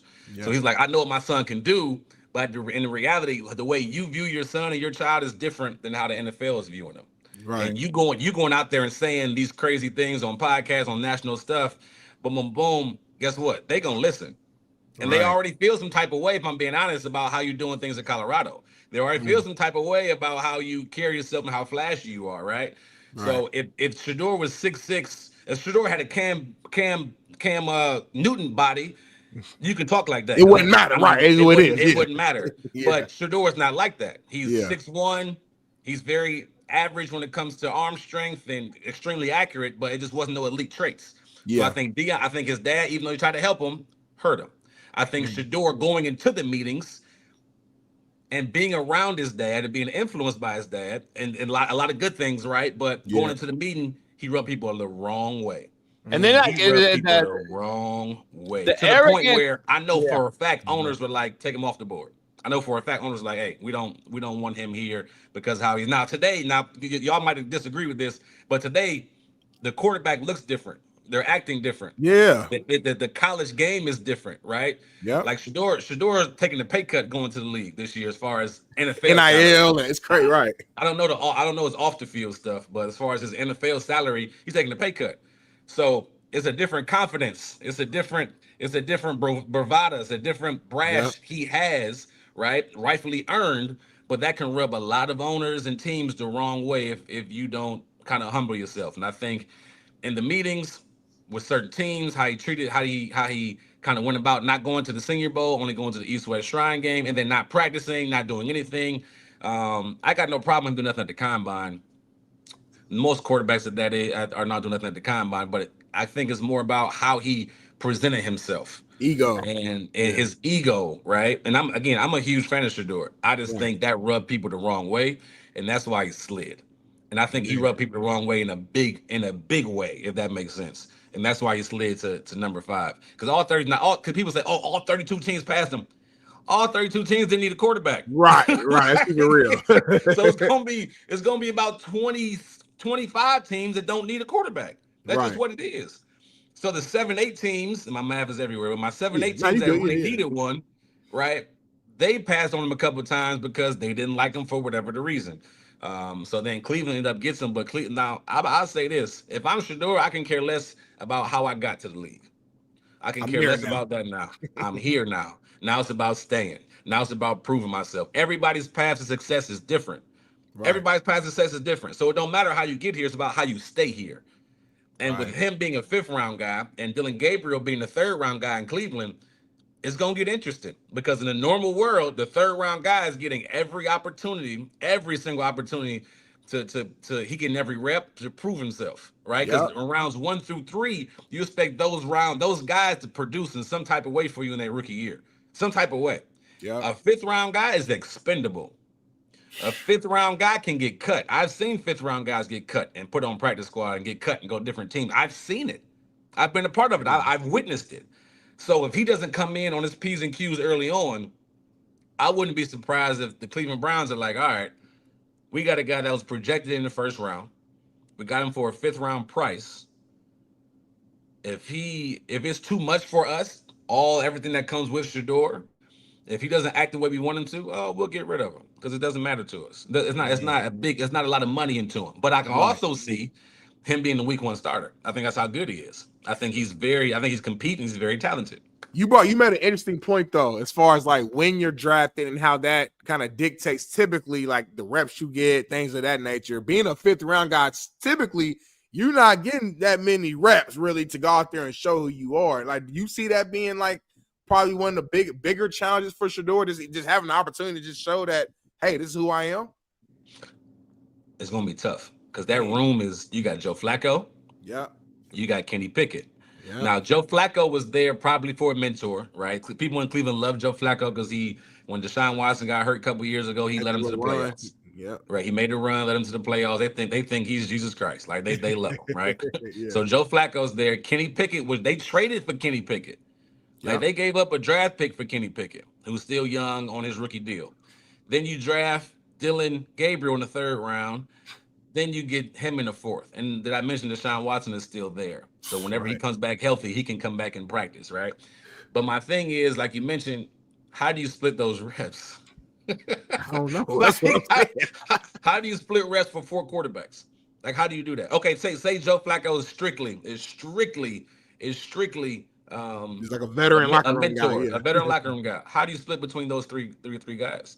You got first team, second team, third team, right? But how do you do that? But how do you keep Joe ready? Because if Joe's going to be for sure makes the team, he got to get some type of reps in there. Right. Your last guy getting reps right now on paper because of the draft order is Shedeur. So it's going to be extremely hard. And he's going to be running with 3s, which are probably, guys that, how do I say this? They're still good players, but they're not going to be the same as if they were the ones, right? Right. So you may throw a bad ball with the 3s, he may not catch it. Dylan Gabriel may throw a bad ball and the guy catches it for him. And so it looks good on film. It's like, all right, you got it there. Hey, you feel me? Yeah. So preseason is going to be huge for Shedeur. Every day at practice is going to be huge. Rookie mini camp in a couple weeks is going to be huge. It's going to be an interesting thing to watch, man. And I'll be honest with you, he might be the most similar to how LeBron James' son, LeBron James Jr. is viewed. It might be the same thing with Shedeur. Like everything, he's a 5th round pick, but all eyes going to be on Shedeur.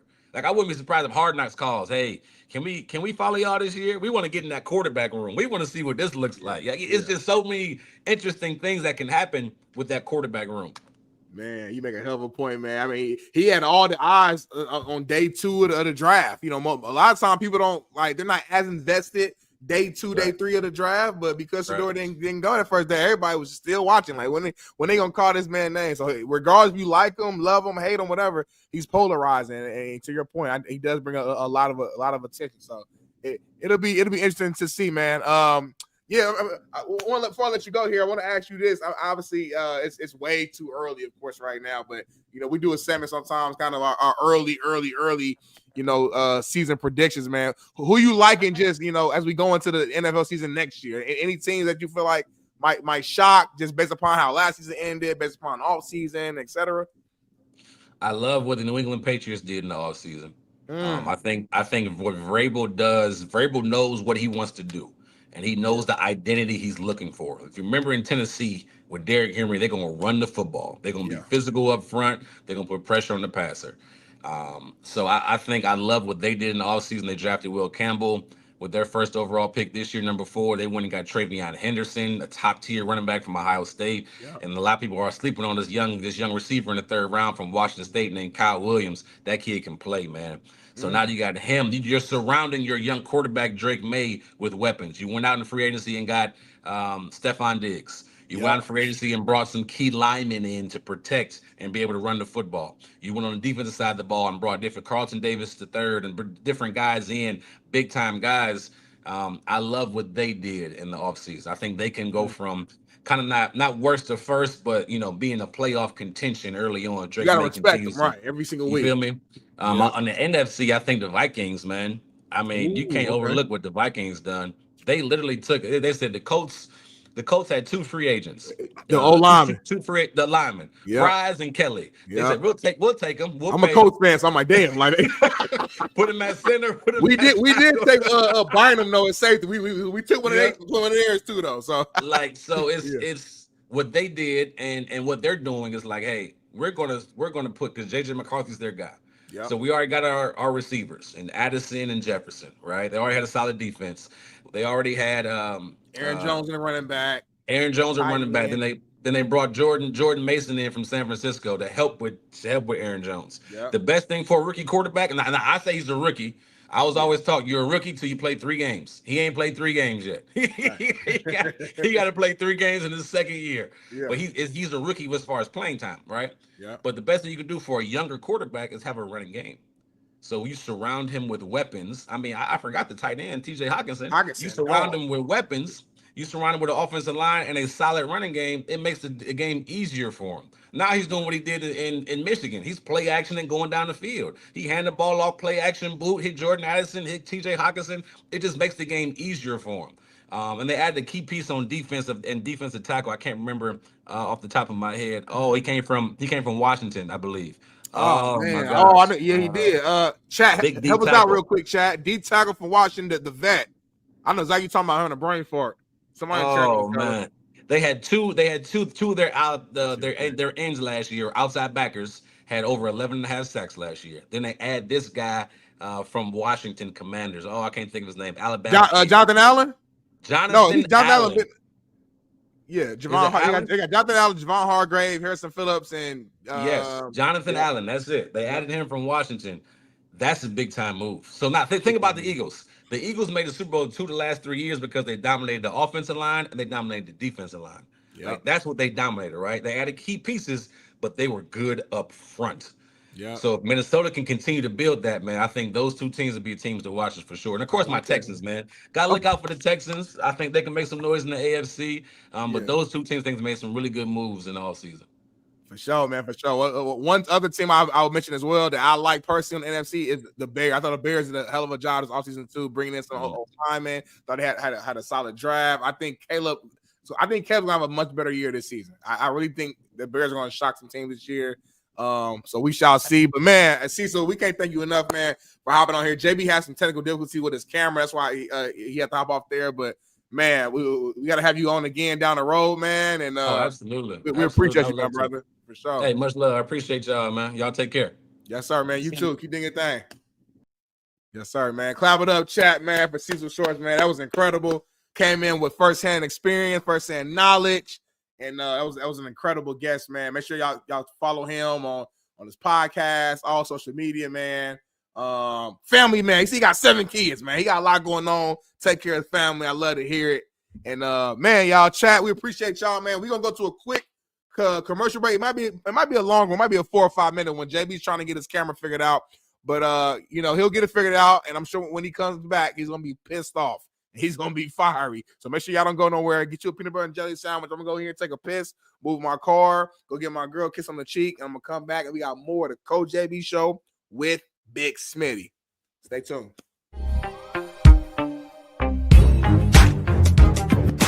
Here, this is the infamous one of the palm trees at Ash 8.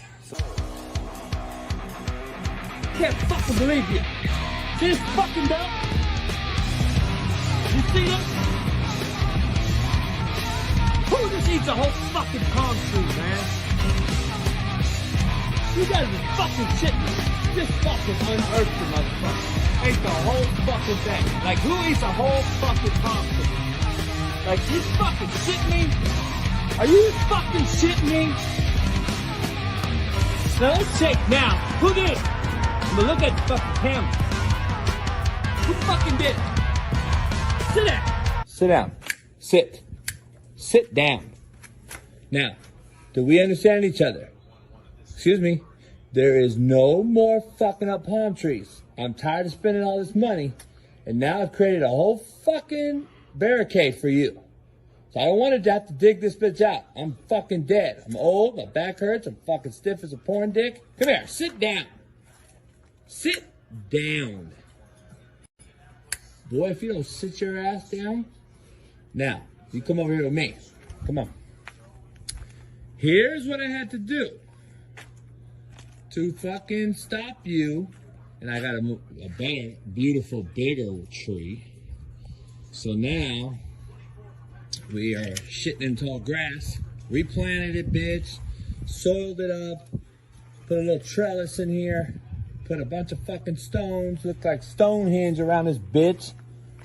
And now, Ash, are you gonna fucking try to dig this bitch out? Are you gonna do this? Are you gonna do this again? So I had to. Ash, remember this? Remember you ate this? Did you do this? He ate once. I put this little moat around it. And just a sitting area. Come over here. We got the slapstick basketball court and driving range. So if I ever want to pull out the big dog. That's our net. All we do is just slap down our driving range, you know. Bam, swing away. And that's where we swing into the net. Jimmy crack corn on this hoop. And here's my RV parking where I park the whips. Let's take you out and show you a few. Out these double gates, I'll show you a few cars. Come on out. So right here, of course, is the bad boy, the last year they made this Cadillac EXT, one of a kind. Can't find these anywhere. And then you come out here, you got the 650i, BMW, rag top, 500 to the rear, white interior. You know, you can't beat it. This is my baby though, my truck. Full sound, custom sound system in both. Top notch, only as I do. And obviously, this is my crib. Oops.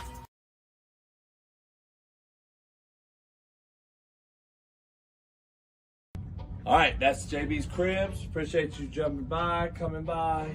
Listen, it's time to go. Now take your asses and get the hell out of here.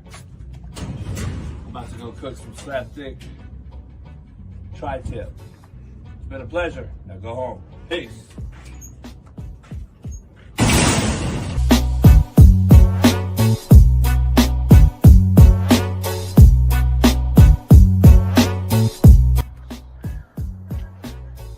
Get to look down on the property. That'll do it. Real Coach JB's Cribs. Peace.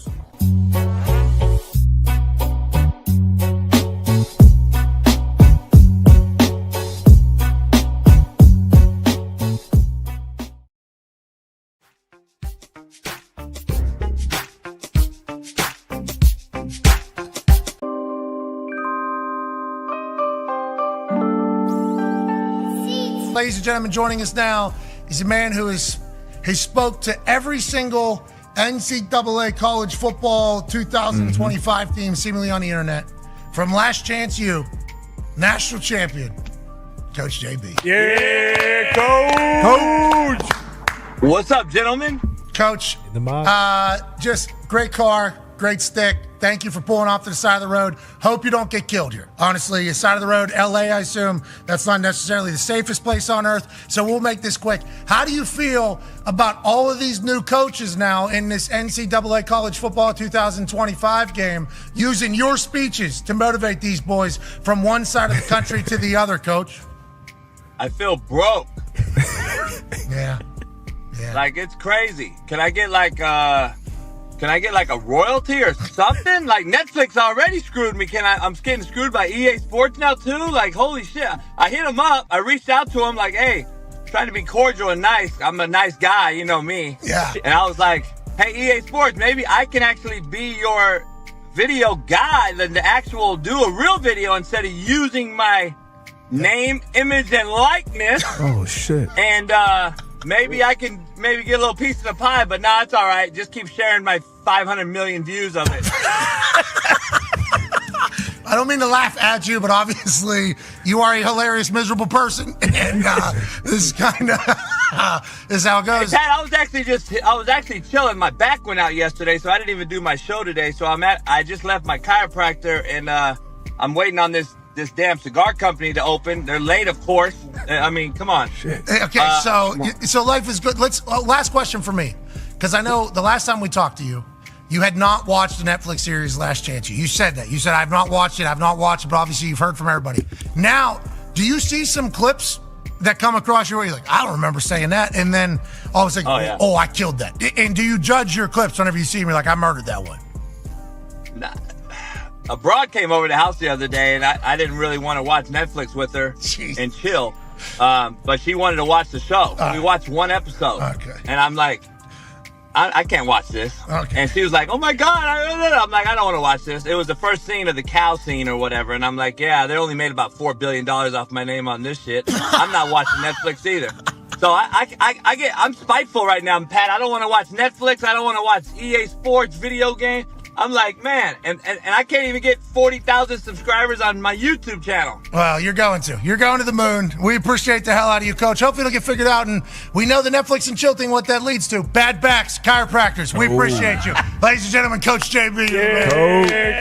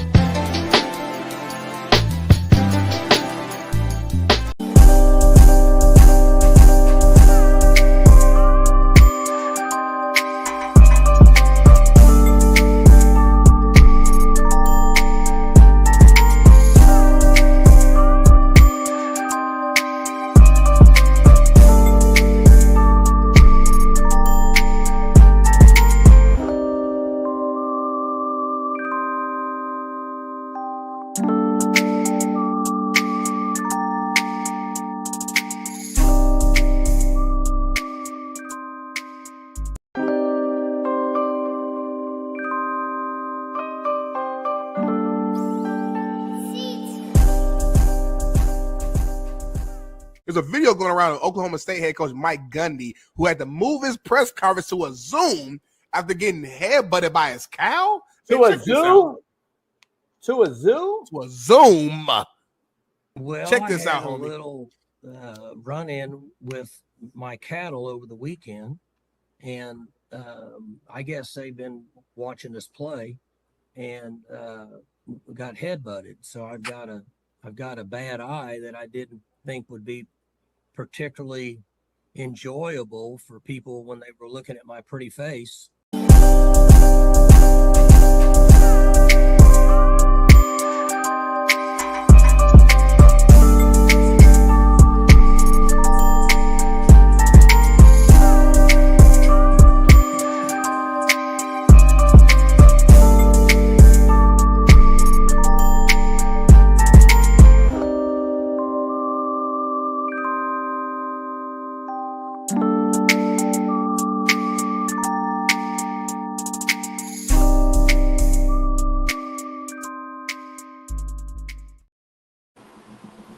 All right, we're back. Can you hear me?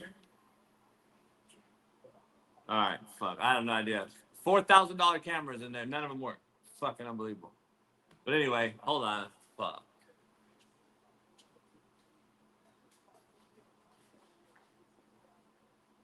We back, man. Damn.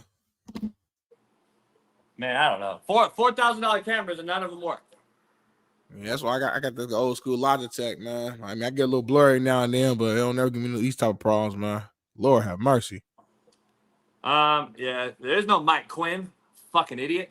I'm on a phone. Fucking, you don't see shit changes? Adapt, motherfucker, overcome. Smitty, we're fucking on the phone, homie. I don't know what to do. We got a guest, too, coming on that's fucking unbelievable. It's all right, homie, man. We're going to be good. Why can't I have the phone to the side, Bailey? He said do it. He said do it. You good. I did it earlier. That's how I had it, homie. Why is this worse? Better? Nah, it look good. It look good. Yeah. It look. I got to hear you on my phone now, Smitty. You got a nice camera. Everything clear. Everything now clear. it changed again. See? Because you keep touching it. I didn't touch shit, homie. How do I switch it? Like, just turn your, like, do this with your phone. Nah, that shit weak as fuck, homie. There you go. Stop. Don't do nothing. Don't do nothing. Don't do nothing. Leave it alone. It's gonna change. It's gonna change because my luck. It won't. Just don't touch it. Ain't no luck. We don't believe in luck, homie. We create our own luck. Anyway. Ghetto as fuck. Hey, real show. You stay rolling, man. Saquon Barkley, man, has been getting heat for hanging out with Donald Trump and his family. I think they played like a round of golf together. I know Saquon put like a tweet out or something afterwards, just saying, basically saying like, I went to the White House. It's the president. Like, you know what I'm saying? Like, he said, maybe I just respect the office. Not a hard concept to understand. Yeah, I'll go in first. Listen, everybody, has their opinion on Trump and and who's in office, whatever. That's cool, and there's nothing wrong with that. Like, that's what we do. We go out there.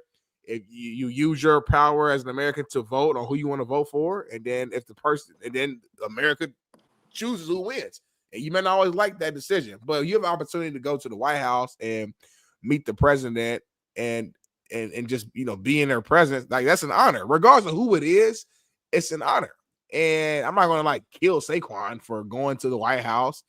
Getting to know. It's not just Trump, it's other folks in the White House as well. Playing golf, like he said before. He said a couple weeks ago, I played around the golf with Obama. I did so it's not like he's just. These are presidents. Like, regardless if you right, left, no matter where you are, it's a certain honor when you're able to do that. Not everybody can do that. So he made a choice, and he shouldn't be getting hate for it. It's ridiculous that people are putting out hate towards him. You know what I'm saying? At the end of the day, you make a decision. I think there's like 12 Eagles who decide not to go. Cool, they grown men. They don't have to go. But if you do decide to go, shouldn't be no hate because he's a black man or because of whatever you think he should believe in. Like, he's going to because he respects the office and whoever's there. And I understand that. And there's nothing wrong with that. Everything I heard about Saquon is from just, whether it's media or people to play with him. Amazing character, amazing person, amazing just player, obviously. So the fact that this guy is receiving that sort of backlash is a shame. So I just want to give out my 2 cents first. I don't get it. It's unbelievable. People are bringing up his old tweets and shit. I have no idea. You mean like the ones that were paid? Like, what old tweets? Cardi B and all them, you mean? Is that what you mean, Biggs and D. Jones? The ones that were paid off to vote for Kamala? You mean similar to those tweets? It's funny how you pick and choose, homie. It's kind of... This is why we're divided, though. Motherfucker can't go to the White House now without being a race thing. Like, you can't go to the White House now, homie. Like, and then Jalen Hurts don't go, and half the country supports him, half hates him. The other half hate Saquon, support him. Like, yeah. What happened to the White House being a fucking...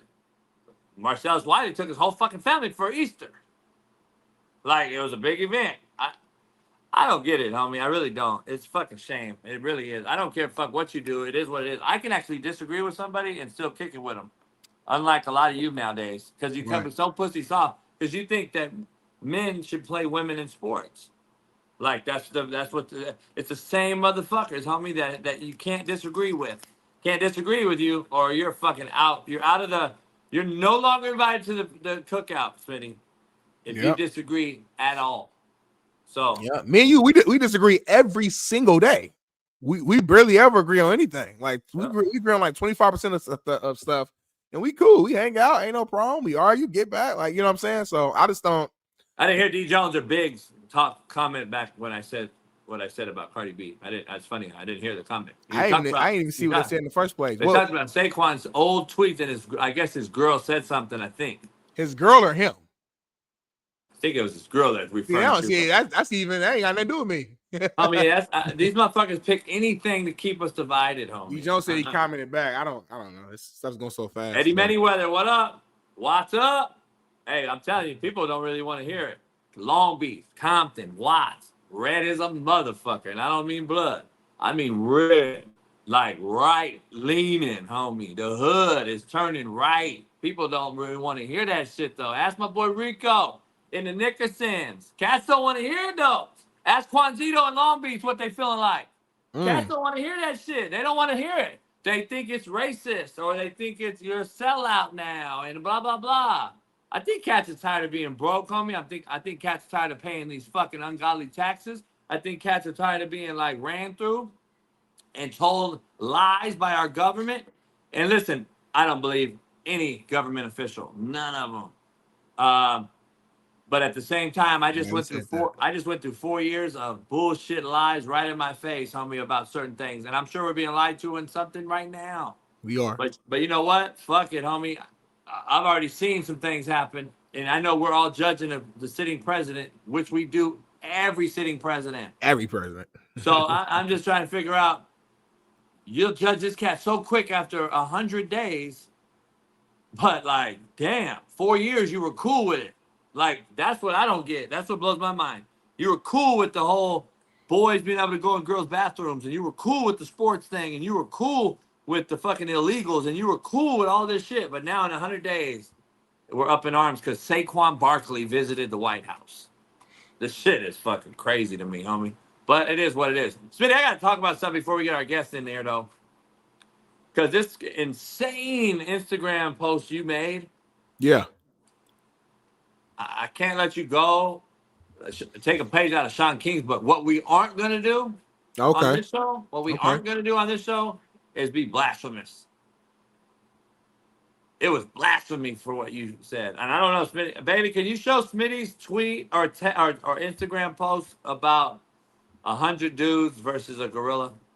This has been going viral. It started off on Twitter. Now everybody's talking about it. I didn't know shit about it, Smitty. How did this whole thing start?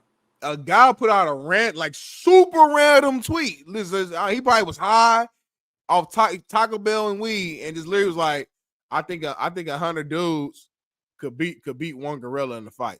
Literally, that's all he said. And for some reason, that tweet the algorithm worked in his favor. It blew up, and everybody started having their own little chiming in, having their own discussion. So I was like, man, I'm gonna give my take. And I was saying like, hey, I'm going with the 100 men, but it depends what type of men they are. It can't be no 100 just, average American men, 160, 170.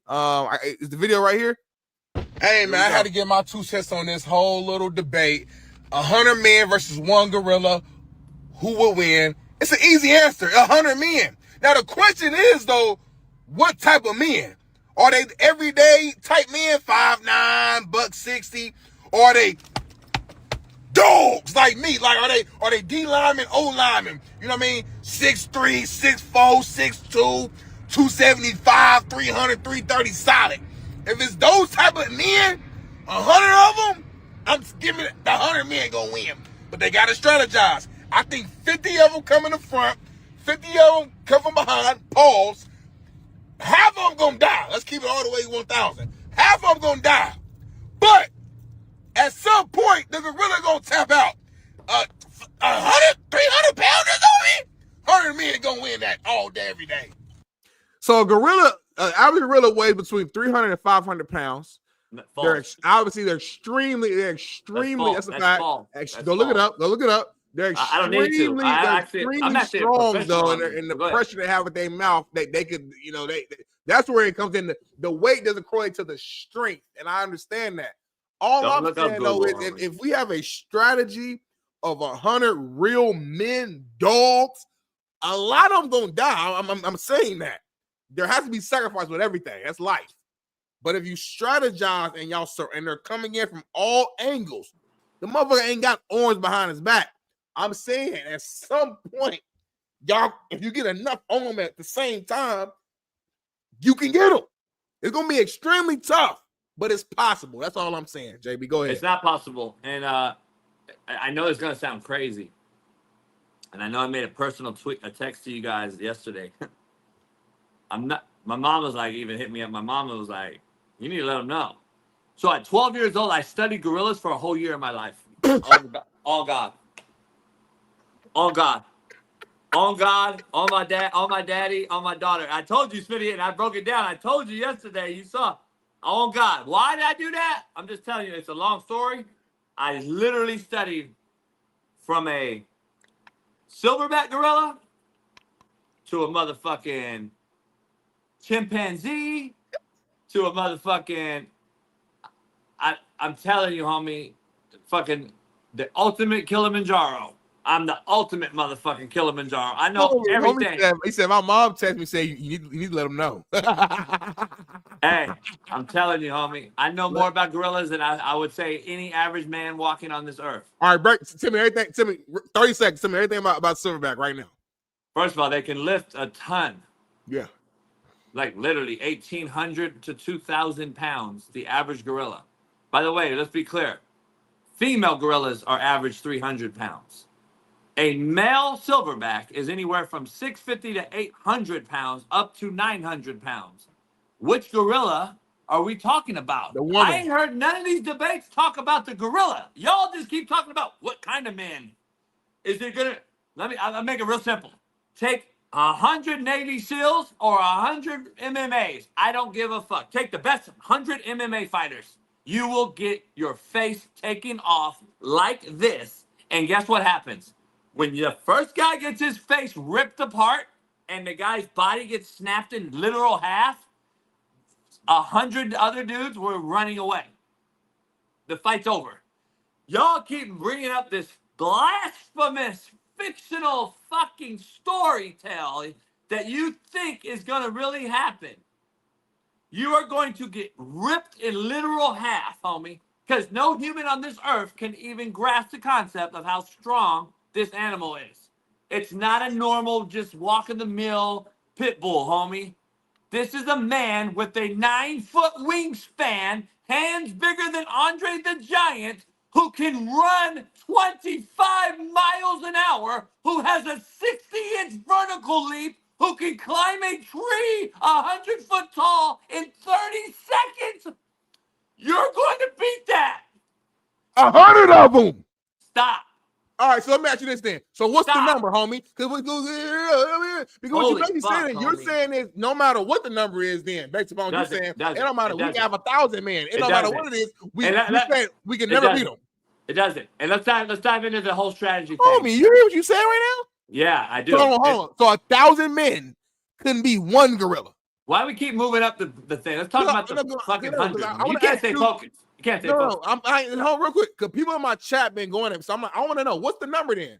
Because if 100, there ain't a number. Can do, there ain't a number because there's not 100,000 or 100,000 men who are going to sit there and watch his homie get his literal face ripped off his skull and broken in half, and then stick around and fight. I'm not pussy. That's the first problem. I'm not homie. Pussy, Jason. If me and you in the battle, so you're going to go out there and die. I would die for you, homie. If me and you in battle, and I see somebody rip your face and split your body in half, I gotta die for your honor. I can't just run away. I'm not gonna be there. Sorry. Hold on, you're definitely gonna be there. You're a white boy. No, I'm definitely not going there. You're a white boy. I actually know what a gorilla does. So, you probably try to talk to him. You probably go there and try to talk to him. Here's the thing. You know what the funny part is? I did not know, Smitty, till yesterday that this was a real discussion. I asked y'all to make this the thumbnail. Betty thought, he said, if we bored, JB didn't respond. I know this shit, homie. I do this shit at a high level. Y'all really are dead serious that you think this shit blows my mind. Number one, I'm looking at Twitter. I'm like, you gotta be shitting me. Guys are really having a heated debate on a podcast about this. But nobody mentions the fact. Here's what the debate was. Yep. Well, we can outsmart him. Yes. You can go over here and circle him up, and then he'll turn his back. Turn his back. You know what they'll do? This motherfucker will literally just from me to you when you circle him. Yep. And then he goes like this, and then you think you're gonna rush him. He's gonna go like this. Okay, how many arms does he have? And then he's gonna do like that. And you're gonna be like, where'd that motherfucker go? And then this gorilla has 6 guys like this. And then he goes like this, homie. He bites your fucking body, and his teeth will go literally through your bones.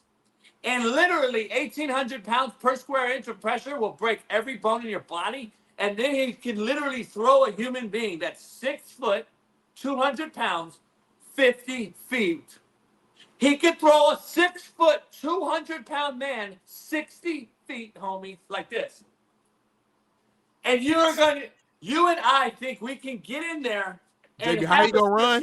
You think we can get in there and have a strategic fucking battle with this guy when at the end of the day, what do I say, just me? It ain't it's Jimmy's and Joe's. It ain't X's and O's. He is literally every Jimmy and Joe you can fucking grasp.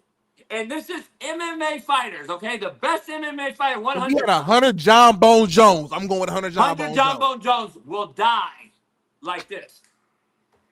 He a dog, homie. I don't know.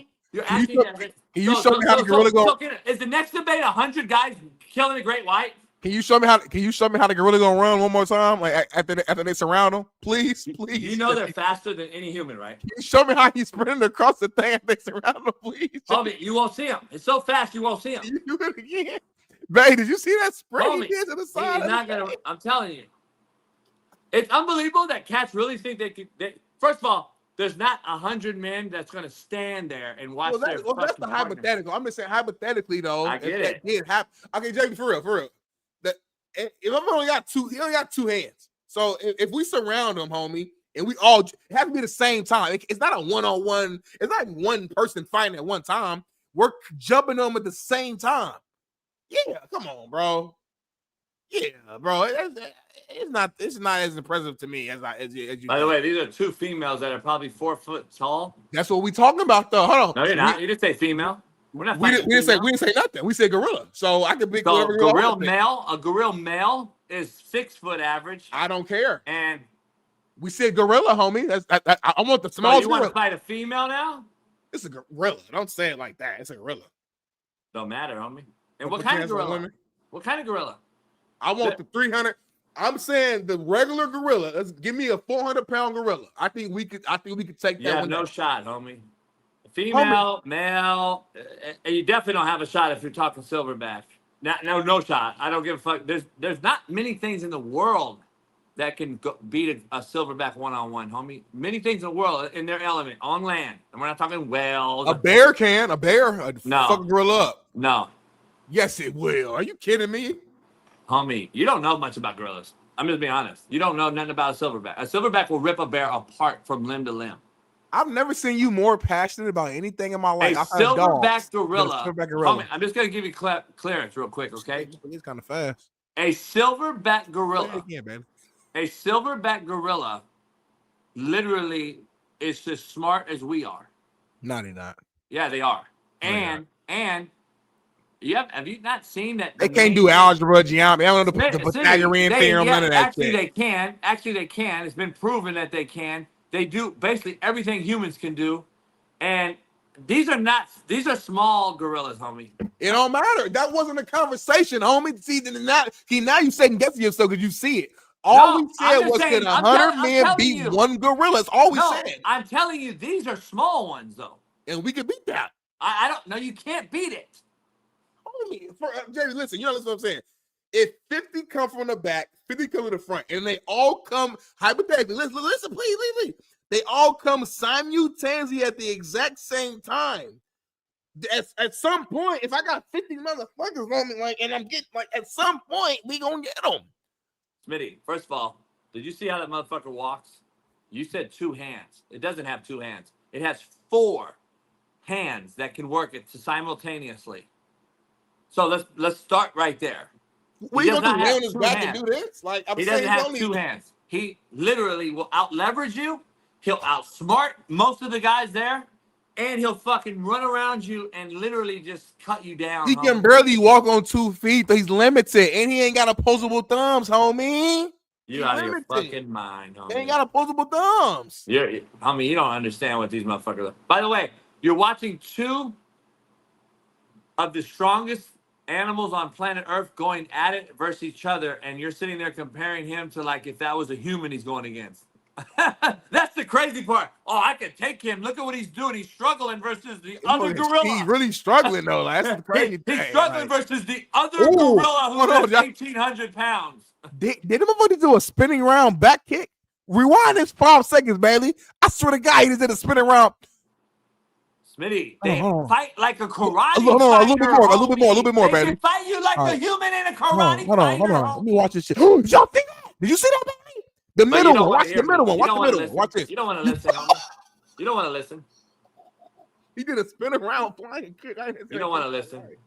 Listen, 70 people gonna die, but I think 30 can survive, and that thing will be dead. 30 people aren't gonna survive, and you know what they're gonna do? What? They're gonna lure after he kills you like 30 of you in like a minute. Everyone's gonna be like, oh fuck, everyone's dead. And then he's going to lure you in more and more towards his area. Oh, yeah, we could do that. We could jump literally and land softly 20 foot off a rock. I didn't say we're more athletic, homie. You know what I mean? People that I defeated who was more athletic than me, bigger than me, stronger, taller than me, and I defeated them, homie. I got the 10-foot wingspan. Homie, this shit is hilarious. Homie, you ain't never seen them white boys who jump from building to building? If you're not going to have weapons, you have no shot. Period. And I don't even know. There's no shot. So you said how much can they carry? You said 1,800 pounds minimum. Okay, so boom, minimum. So if I got 100 300s, how much is that? 30,000 pounds, homie. So we put 30,000 pounds of force on them. What they gonna do? You're not putting 30,000 Okay, pounds of force on 15,000. Half of them die. Can we have a logical conversation here? You're not even gonna get 5 people close to him within arm's distance, homie. We all come in full speed at the exact same He's time. He's gonna kill you at arm's distance. Every time you get within arm's length, you're dead.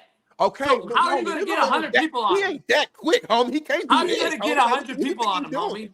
How are you gonna get 100 people on him? He's not even gonna let you get close to him, homie. You're dead. Homie, why he's killing people in the front, people in the back are getting on his back.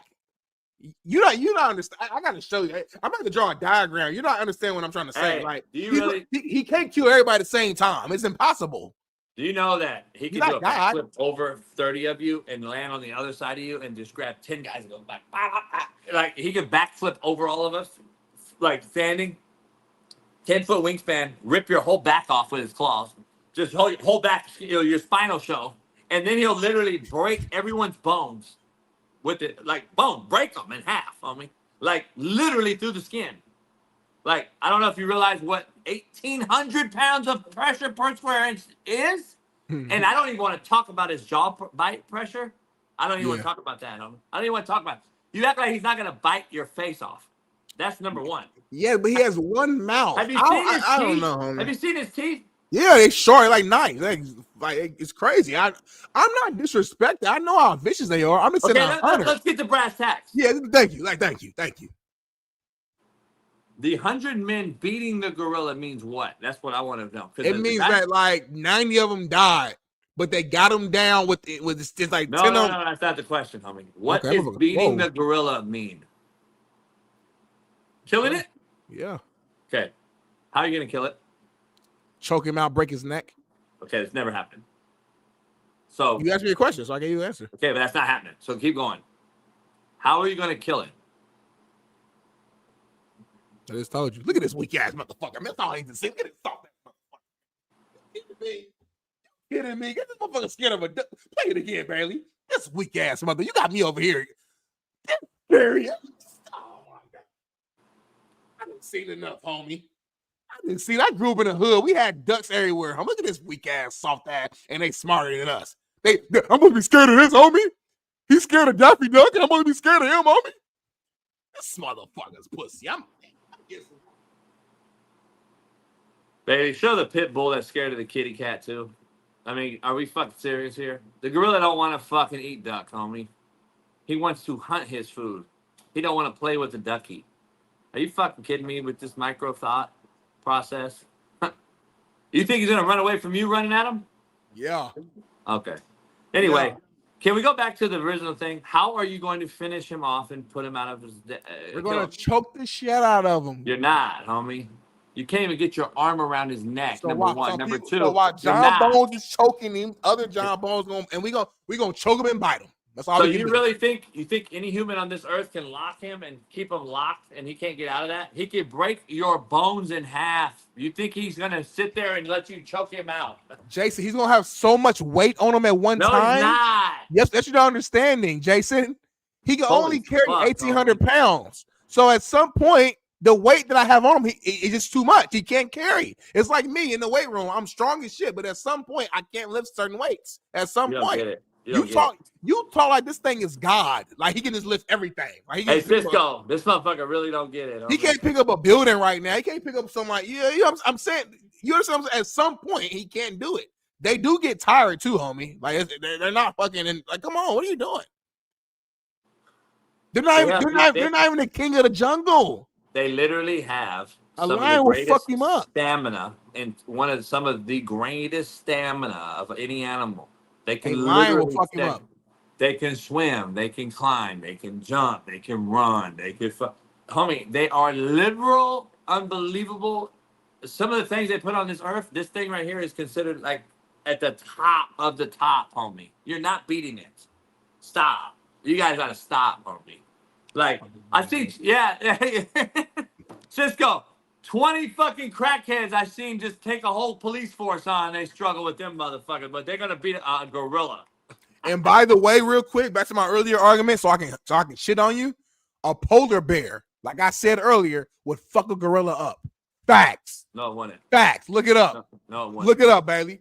Look it up. A polar bear.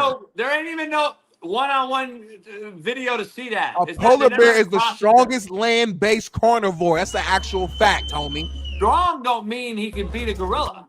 It's the largest and most powerful carnivore, and they fast as hell.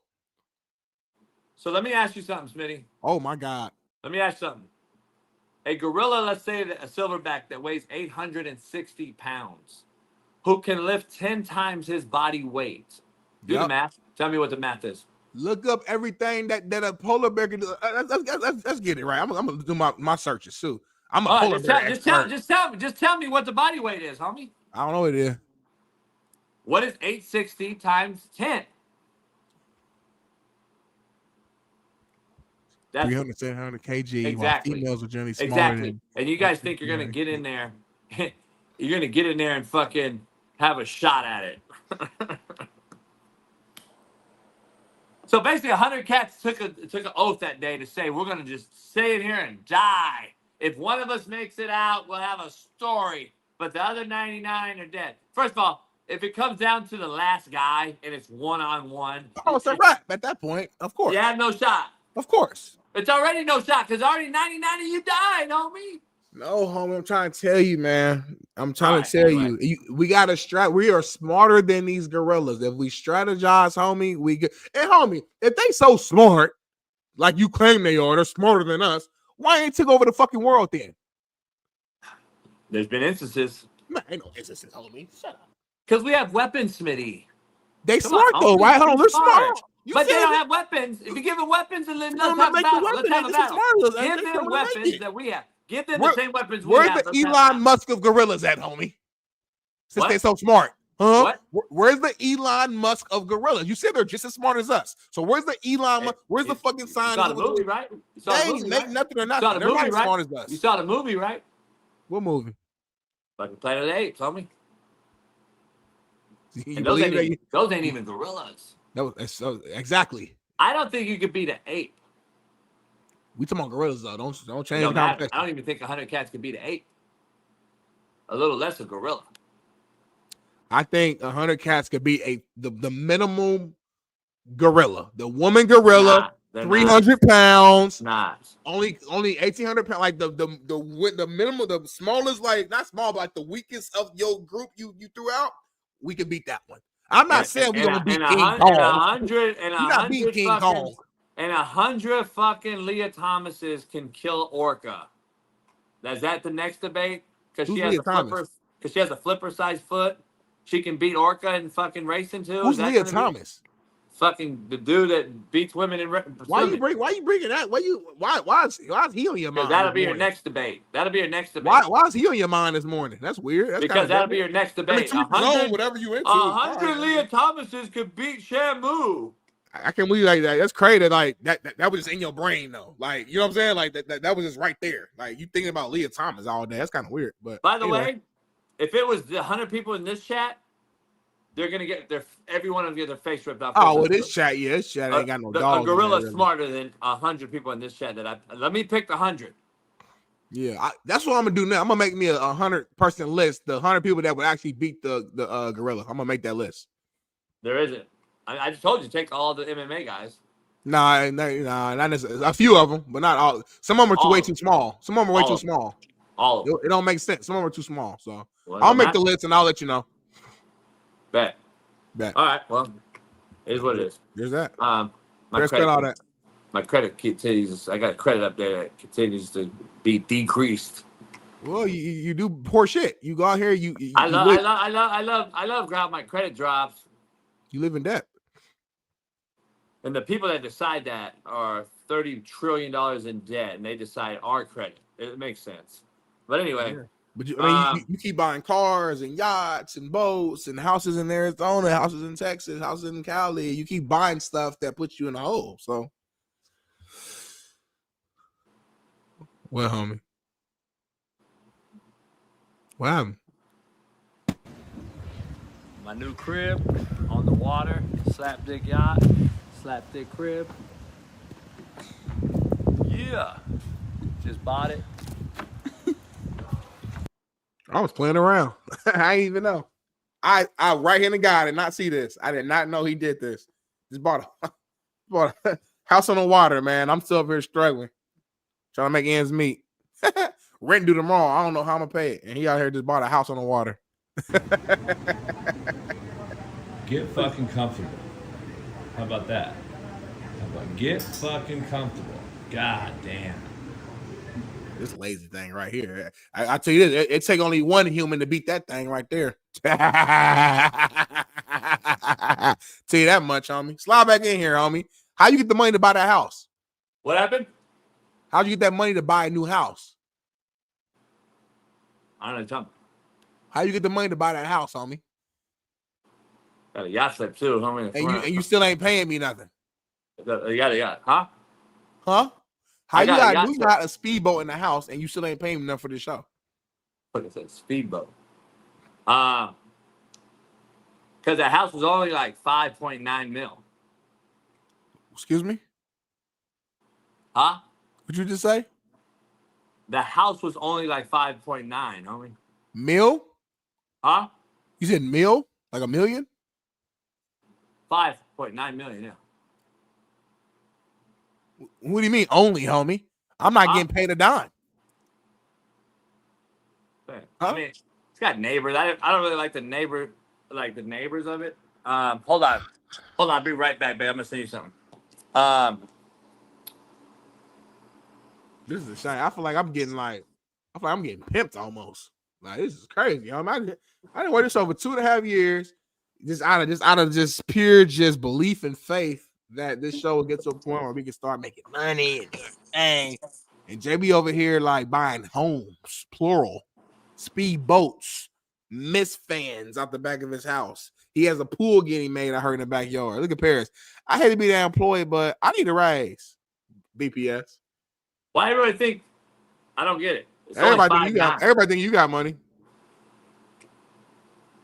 Oh my God, this dude's insane. He got his little orange cross, like he's proud of his work. Look at him. like he proud of what he just did. He looking around and shit.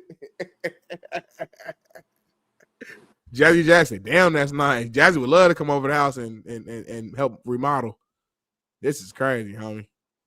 Yeah, I feel like this What happened? Like, this is wrong, homie. Like I shouldn't be doing this. Like, this feels just wrong. That's the best way to describe it. I'm not even mad. It's just like, damn. Like, I guess I got. Shame on me. Shame on me. Yep. He bought it furnished. Or you know what, Chris? Or maybe he's just now revealing it to us, and he been bought it, and he just got it furnished. So now he's finally showing us while it's furnished. Like, who knows, Chris? This guy is insane, man. But hey, this is who he is. Joe said bought a condo. You think that's a condo for 5.9? I mean, that's 5,000 square foot house. Joe, of course, said that. Yeah. So the studio bought a condo. Hey, but shout out to everybody, man. Mike Bundy, everybody to help get that. Your time's coming, City. Thanks, coach. What type of shit is that? Your time coming. That's what the coach would tell the fourth string guy who's never going to play. Your time's coming, Bobby. Keep on working the way you are on the special teams. He ain't never seen the field. He has no scratch marks on his helmet. Jersey's fresh and clean. I don't have to wash it. This is a shame. I can't believe it, man. Hey, seriously. Bought a $5.9 million house, and then this is how crazy it is on social media.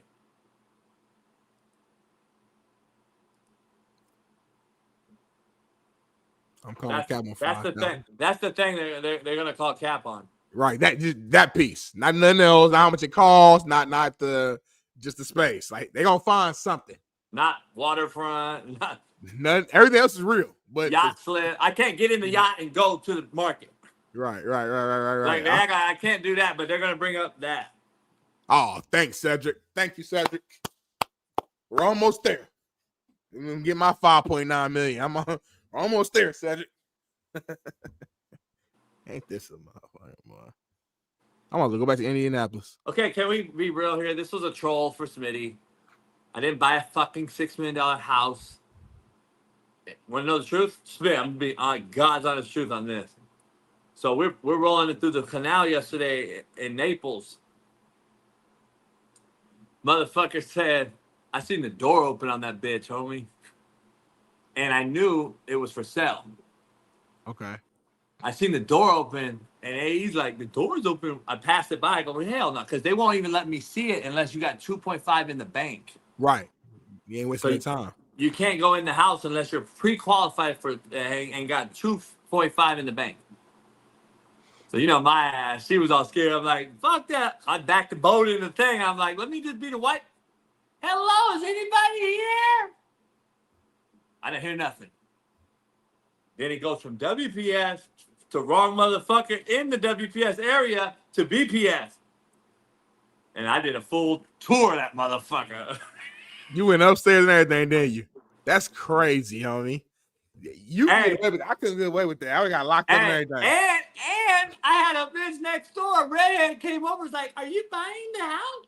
I go, "I'm thinking about it," because I didn't want her to say, "I'm thinking about it," you know. But I know what? I just don't like the neighbors being this close to me. So appreciate it. I walked out. I was trolling her being smart ass, and we got out smashed out, homie. But that's the truth, homie. I told Betty, show Smitty that I bought this $5.9 million motherfucker. You didn't really believe me that I bought that, did you? Nah, I was doing TV. If I really bought that, though, you should be mad.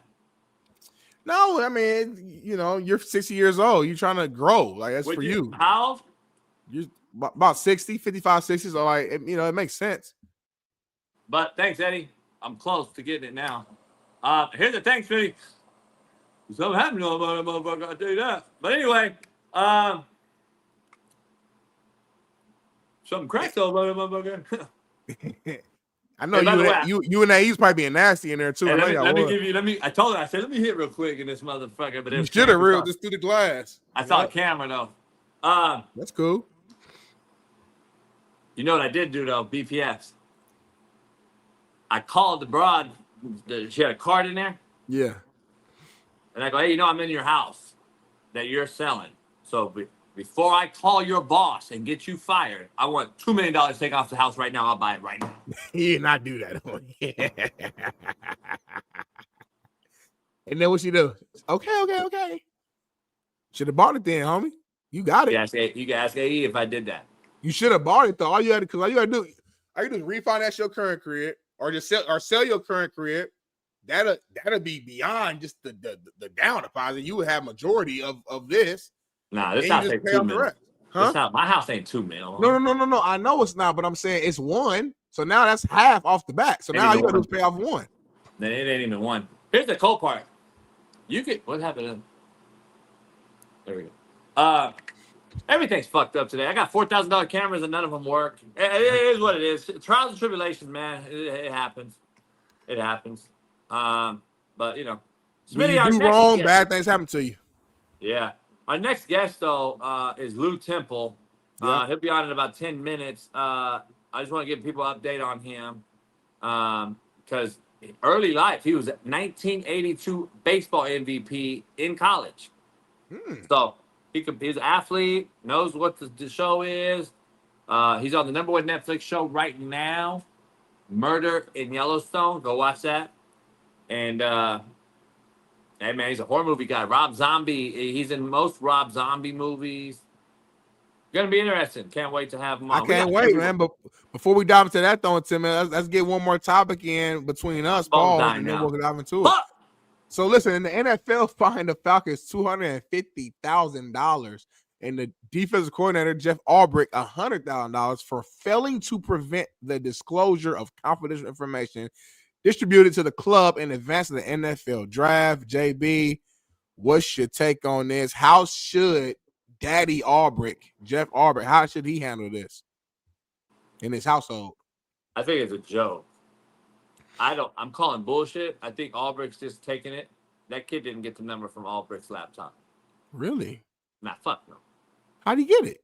Because I know for a fact, talking to some people in the last few days, it's almost he would have had to have more than, I don't know, 30, 40 minutes at least minimal to go through each player that's in the draft, over 2,000 possible names with a bio sheet attached for you to find the kid, go through there, and then get the number at the end through a bunch of different files you have to open to find a particular kid and then his number that was just put in the system. I'm calling bullshit. No, you don't. All you gotta do is type in, once you get the database, type in Shador, type in Tyler Warren, and then it'll that's pop not how up. it works. It's that quick. Yes, it does. Not how it works. It's not Google, homie. They're independent files. Number one. Number two, are we gonna dismiss all the other cats that got pranked? So who gave them those numbers? Who gave them those numbers? Stop, homie. The dad is protecting the kid, and I know Jeff a little bit to know that it is what it is. He's gonna take it to the chin. Here's the issue I have. Homie, I get prank called all the time, Smitty. Who gave them my number? Shaun Salisbury and I were talking about it yesterday. You can find these motherfuckers' numbers online, homie. 31 NFL possible draft picks were prank called over this past weekend. 31 players. Is everybody's team getting fined?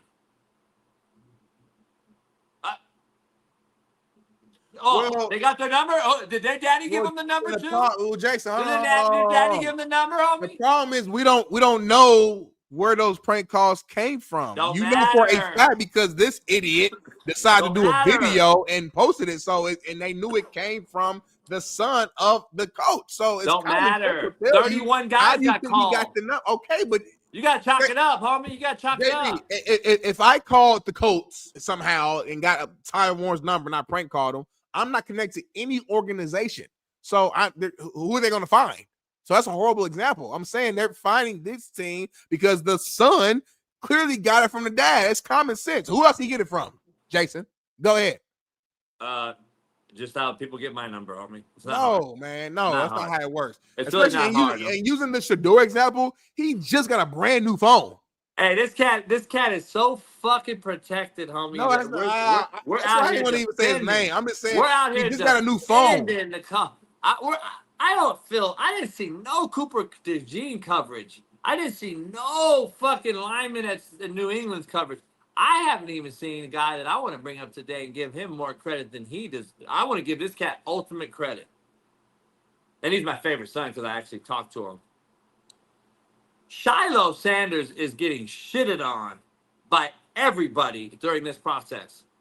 This is a cat, an older brother, who's sitting next to his shitbird privileged brother during this process and smiled from ear to ear, defended and supported Shador throughout the entire process, and I didn't hear one fucking thing from anybody in mainstream media saying, man, what a great brother you are, homie. To go undrafted, continuing to support his brother, and be absolute shitted on for not being drafted at the end of the draft is fucking what's wrong with America. Who shitted on? Fact. And he got prank called too. I ain't heard a word, homie. I ain't heard a fucking word from anybody saying, damn, Shiloh got prank called too. Not a fucking word, homie, from you, from Matt, from anybody. I ain't heard shit about Shiloh, homie. I ain't heard shit about Shiloh in the brother's defense being big brother, homie. I ain't seen nothing. Now, one thing. He's being a brother. Nah, now it's just normal. It's not a topic. I mean, you want to spend an hour about how he supported his brother? I mean, I just want to be a topic. And the reason why the Shador thing was so big is because the fact that he dropped in the draft, then he finally gets the call, and then it so happens to be the prank call. It was like that's what made, and that was the first one that we had heard of for this particular draft. But you want and then the video pops up right afterwards, and you see the kid. So that's why that. But you want an NFL following that point, we saw the Tyler Warren, and we started seeing all the other names. But we're not going to do a deep dive for every single name at that point. Yeah. It's the one that started the whole thing in the video. So that's the whole But popularity of it. you wanted That's all I'm teams saying. to draft, but you wanted NFL franchises to draft this cat early, 3rd, 4th, 5th pick. Like, that's the crazy part. That's what the truth has come out now, and everyone's like, oh shit, maybe the kids we didn't want to deal with that. 22 teams didn't even have him on their board. That tells you a lot. And remember, you brought up a great point earlier. 22 teams didn't need a quarterback either. So 32 teams. 22 not having him on the board out of 32 tells you how many needed a QB and still didn't take him. Man, that's got to be a telltale story, bro. It is, but he still got drafted. So you know me, I can't Well, talk about no cat that got drafted because my ass didn't get drafted. So I can't talk about no cat that got drafted. There ain't nothing else to talk about. There ain't nothing to talk about. So I don't give a fuck. His first round, only thing changed, the money changed dramatically, but he don't need money. So fuck it. He got drafted. Exactly, ball out. Exactly. He got drafted. They don't fuck it. You said it right. He didn't need money. That's why he don't need money. He's rich. He don't That's why he'll never make it.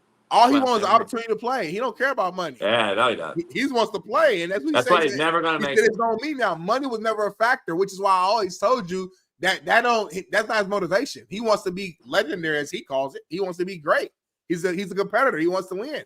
That's what I said. That's a laugher. When you got a kid of a rich parent who literally doesn't need to do what they're doing, and they still do. For example, like I give a lot of praise to Ice Cube son.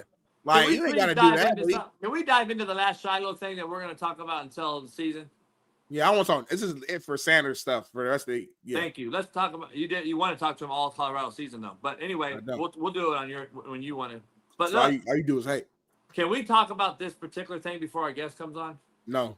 Because Bailey was a former trainer. You've been involved in training and being around, physical exercise, getting better at your craft. We know the drills it takes, et cetera, et cetera. And then I'm a quarterback guy. So I wanted to dive into something that I was on the yacht yesterday, so I didn't really know about this until Bailey showed me. And I know you saw it, and I know.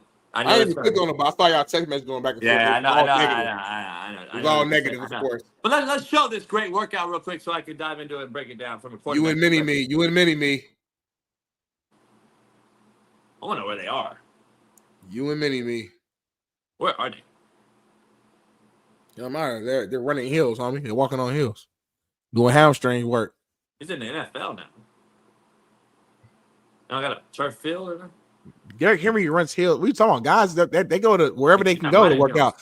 Sheldon goes to around high school sometimes when he's back home and work out. What are you talking about? Can you chime in, Billy, and tell me that this is not running hills?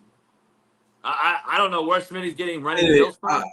First off, you say he's whatever. The JB comparison. You're Mini-Me, which is fine. Because Smitty, I host a Colorado show. I defend Shador like crazy. Oh yeah, I didn't catch what Smitty was saying. There's a big difference between Derrick Henry running hills and this. Of course, he's not trying to be Derrick Henry. Smitty acts like this is sand dunes. He don't look like he's going very hard, is he, Smitty? That was my whole point. I agree with y'all on that, but I ain't gonna lie. I thought this was gonna be way worse. Like, because I swear to God, it's my first time seeing it, but I just read the test conversation, and you and JB was like, "What the fuck is this? Hell no, this is bullshit." I said that they published. I didn't really comment at all. I didn't say that. It opens them up to ammunition for criticism. This is ammunition for criticism. Yeah, but y'all like. That's what it was. Y'all reached for it so much though. Like I would have saw this and I would have said nothing. If I saw it on my feed, I would have saw it. I'm like, okay, like whatever. Like it's not a big of a deal. Sure. Can I ask you a question? One more. Can I ask you a question? One more. Can I ask you a question? One more and we're done. Why film it? Because he films everything, homie. My point again. Okay. You don't like? Y'all say the same. It's the same. No, it's argument. not me, Smitty. It's 32 teams that don't like it. He got drafted by the Browns. Why are you still saying I don't like it, homie? Stop. He got drafted. He got drafted. God so they must not. It must not problem that much. Homie, this is embarrassing. Got drafted. Smitty, you not sitting up here telling me today that you're not embarrassed. I'm saying this video doesn't tell me nothing. You're not Go out there and throw the football around. You're embarrassed. You're embarrassed. Okay, Smitty, then why post it?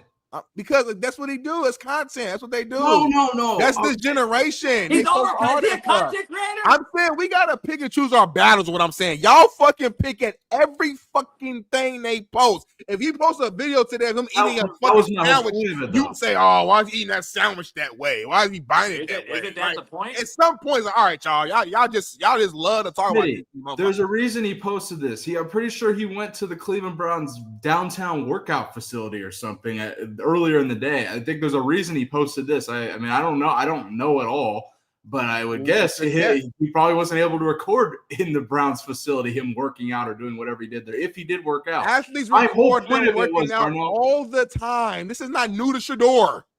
Go Google it. You can find it. How's the athletes working out? What Shador has been doing since he left Colorado in December to now, has it worked? No, he got. Yes, he did. He got drafted. Did you get drafted back? You played football, Jack. Did you get drafted? No. Now he needs to put the damn camera away and just go to work. And my whole point of it was he probably shouldn't post this because this isn't really, like I said, it's ammunition for criticism because this ain't Derrick Henry running hills at all. Hey. That was the whole point. Hey, baby, we got our guest sitting there. We got to get to our next guest. This is our last. Smitty, we agree this is our last Shador talk? Yes. All right. Shake on it. Longer. I don't like how you pull it away.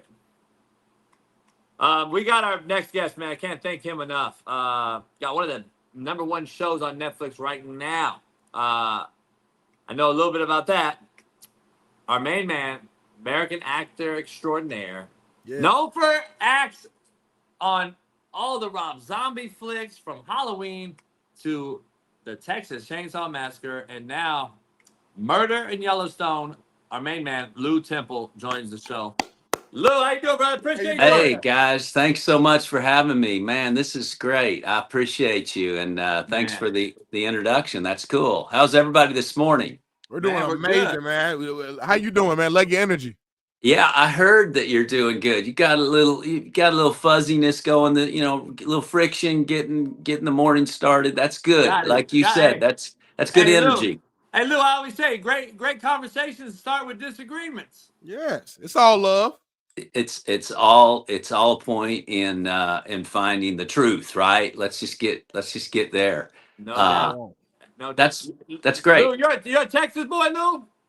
Yeah. Houston, Texas is my place. So, but oddly enough, this time of year, I even though I worked for the Astros, I don't actually root for the Astros this time of the year. I am an Atlanta Braves fan, as it goes. Yeah.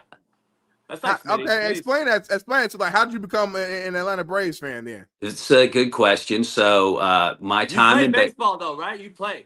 I did play baseball, and when I was done playing baseball as a minor league guy, the Astros invited me to continue my career in the minor league and scouting departments. So I worked in that area as a scout and a coach, and then ultimately a front office executive, and made my way up to assistant director of minor leagues and scouting for the Houston Astros. And this was before the Killer Bees, let's call it. And so those we did have Bags and Biggio around, but Berkman hadn't showed up just yet. And so we didn't have the success that we've seen the Astros have in recent years. But during that time, I had always fostered a relationship with Bobby Cox, who was the manager of the Braves, and he had always treated me really kindly.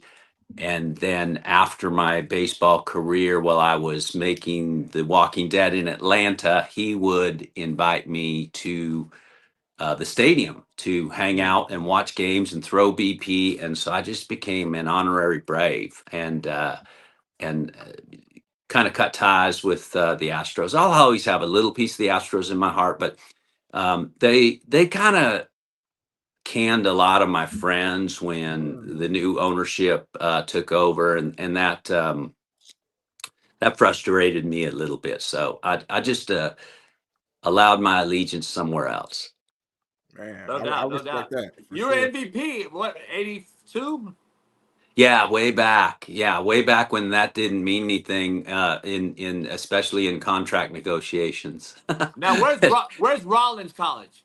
That's in Florida, Orlando. It's actually in a little idyllic community called Winter Park, Florida. That's Orlando and Central Florida, which is great. Disney World's right there. It is a big time to visit, and everybody wanted to come visit and see Disney World. So you see a lot of when you're in Orlando as a resident, you have a lot of guests show up. Right, No I can doubt, no imagine. doubt, I can only no doubt. imagine. No, for sure. Hey, So, Smitty, I got all kind of questions. Go ahead, me Smitty. too. I was going to get straight into it. Like, yeah, I guess where did your love for film, for acting, like, where did that come from? I followed a girl into a building to inquire as to her dinner plans in Houston, and it ended up being a theater. I'd never seen something like that before, and I thought to myself that this is where I belong. Those are my people, and I could do that, and which I couldn't. I thought I could, but that's a great place to start. Is thinking that you can, and then ended up leaving baseball and going back to school learning to act, and it kind of slow grind from there. But I wasn't somebody that grew up wanting to be an actor. I didn't really ever think there were such thing as actors. I just thought those were real people on television. Right. Hey, it's always. I try to tell Smitty every day that thing's undefeated now. That thing's undefeated. Smitty don't want to listen. I'm trying to teach this youngster. It's undefeated. It's always a woman. Always. Yeah, it ends up, I mean, if you think about it, most of the athletes, we all play for the girls at the end of the day. Yeah. Hey, talk about, you got a show right now. I think it's #1 on Netflix. I had a series I was part of that was #1 on Netflix for some time. Nice going. What's your take on that? Talk about the show. I haven't watched it yet, unfortunately, but the murder in Yellowstone. What is going on with that? What was behind it that's getting you on there? Well, it's a Western, first of all, which is, I love Westerns. And I think Westerns have been kind of revitalized in our audience. And I was fortunate enough to have an opportunity to go to Montana. This is right on the south end of the Yellowstone Park in a small town called Livingston at a film ranch, the Yellowstone Film Ranch. And we made a Western with a really great cast. And it's a whodunit. It's almost like a Angela Lansbury mystery. So it was a good script, and the role was great. And just getting a chance to go do a Western is always a place that I'll throw my hat into, so to speak. And Is that your first Western? No, I had done a couple, 2 or 3 others. I did Lone Ranger for Disney. Gore Verbinski directed, with Johnny Depp playing Tonto and Armie Hammer as the Lone Ranger. And that movie was epic and it was great, but it wasn't received initially very well at the box office. So I was thinking maybe we killed the Western, but no, the Western's alive and well and back. And so I think because it's a Western, and because this particular Western has a mystery in it, it's kind of ticks all the boxes for our audience right now. And I think that's why it's performing well on Netflix. And it's shot beautifully, and it's Montana. I think the Yellowstone series helps out a little bit with people's fascination about that part of the world and big sky country and outdoors. So but it's a great cast: Thomas Jane, Gabriel Byrne, Isaiah Mustafa, Anna Camp, Richard Dreyfuss from Jaws. Come on, Man. it's really great. Yeah, it's really great. It's really That's great. Is your like guys that you've worked with? I know I remember you on Unstoppable, Denzel. Yeah. Is he the Johnny Depp you've already been with? Is Denzel like the biggest of the big that you've actually been on film with?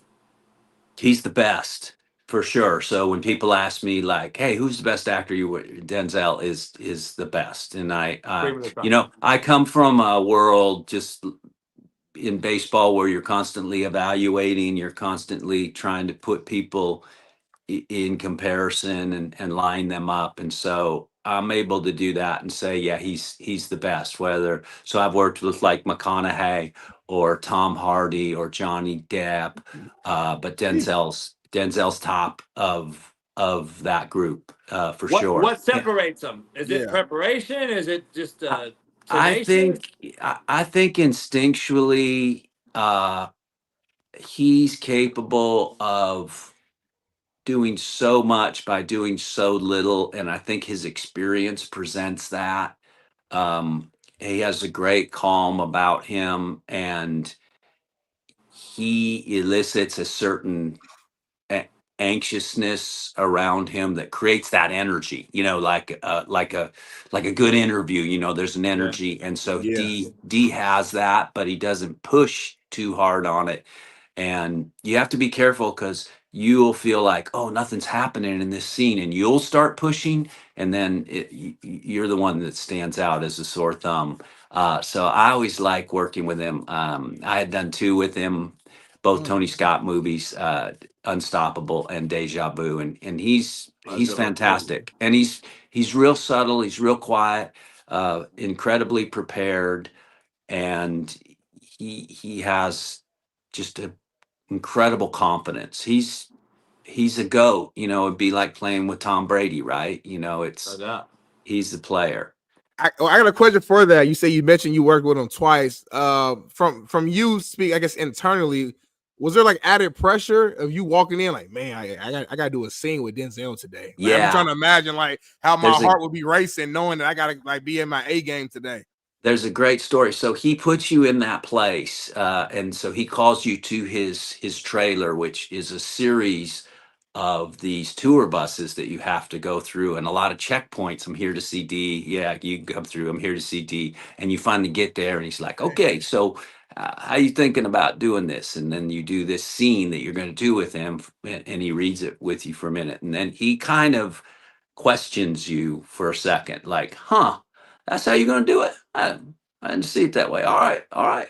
That's how you're going to do it. All right. But and you for a minute you go, oh shoot, Should I not do it that way? I don't know. But fortunately, I'd been around him enough to go, well, look, here's the thing.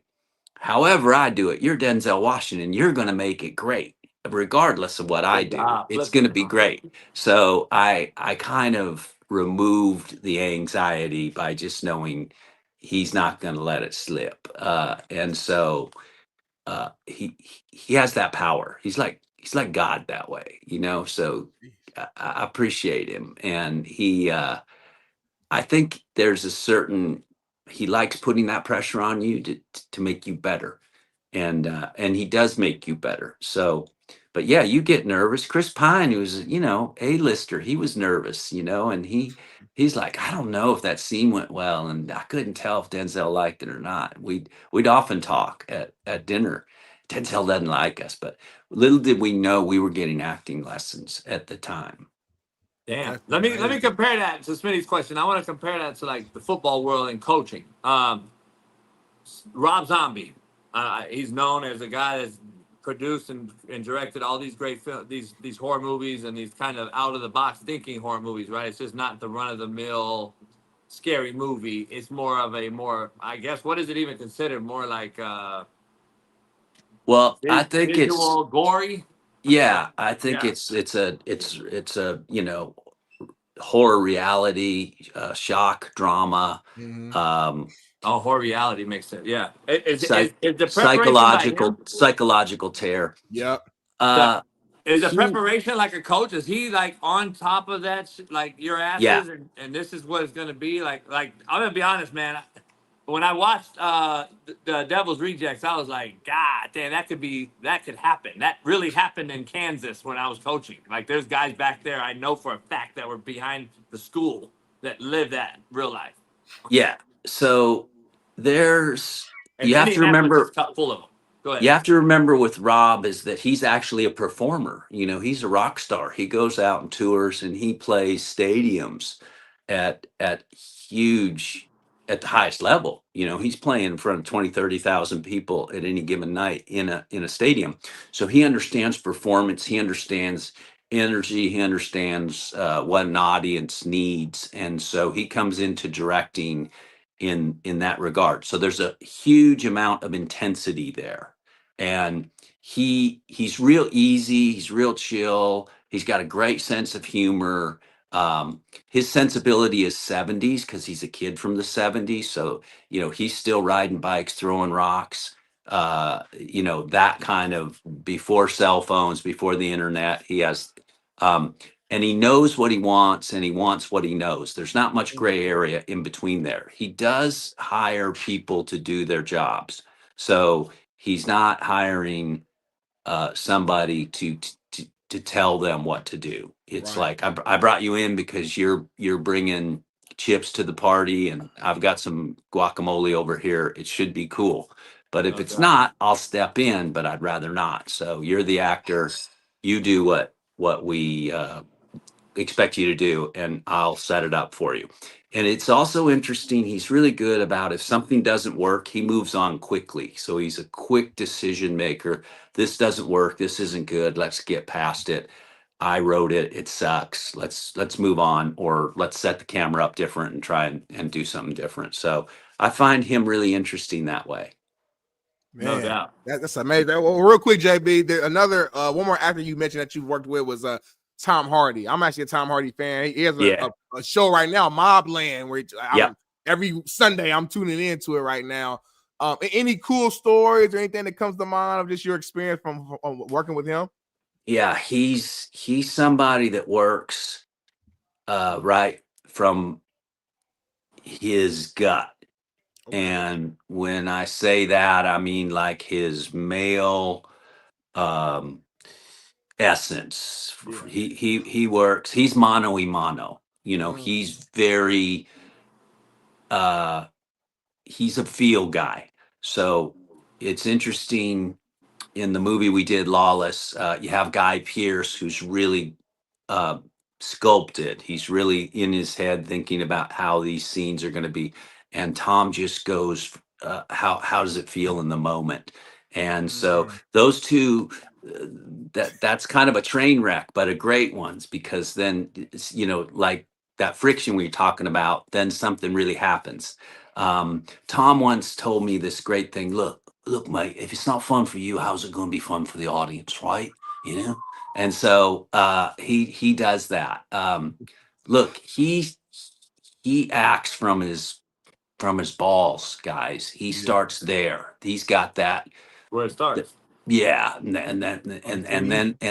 and so he's not up here, he's down there, and that's what shows up is this, power. So does he often go like off script?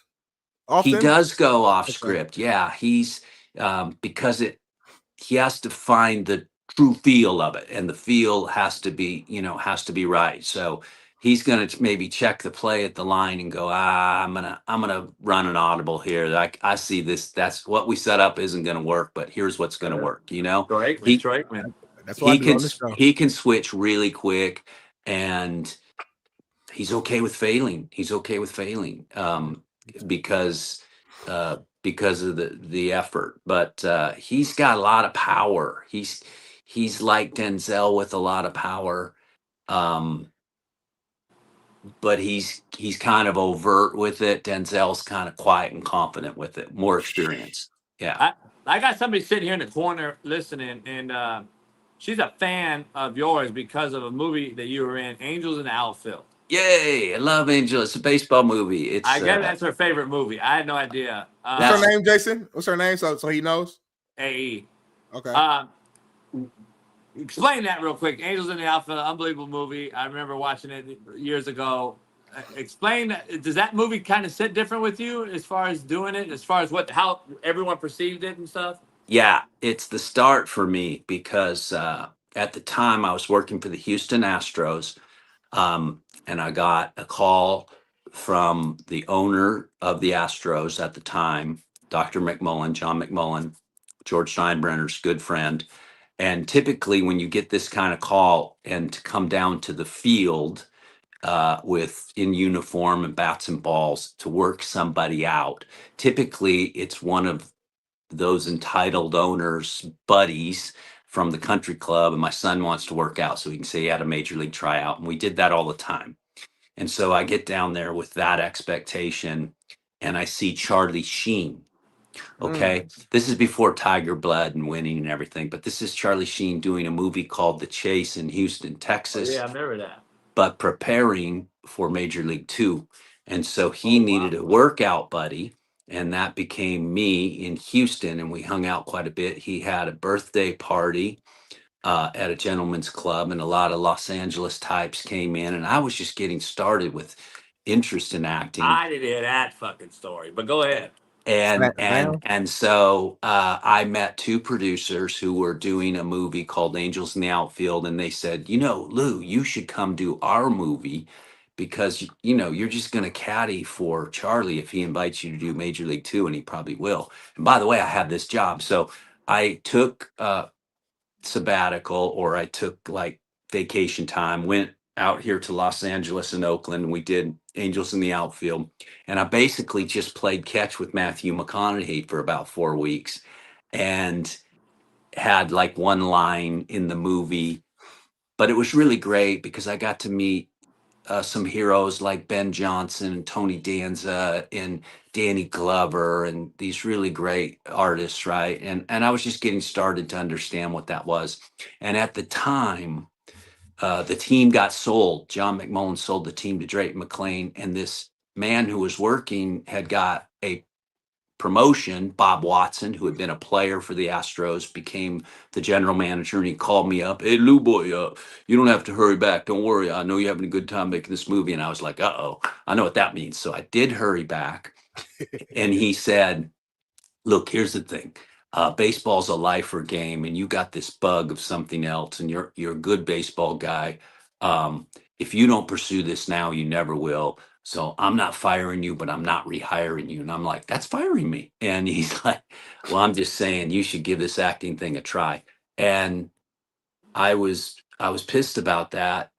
And I got a call from the San Diego Padres right away to go work for them. But his voice kind of echoed in my ear, and I declined that opportunity to pursue acting. So I kind of give a baseball guy, he gave me a little push out of the baseball nest to try this out. So Angels in the Outfield is special for me. And then, one of the players who couldn't play a lick, guys. This guy is awkward as it gets. He won an Oscar last year. This guy is Adrian Brody, with it actually a second Oscar. So that was fun, and he was interesting to watch.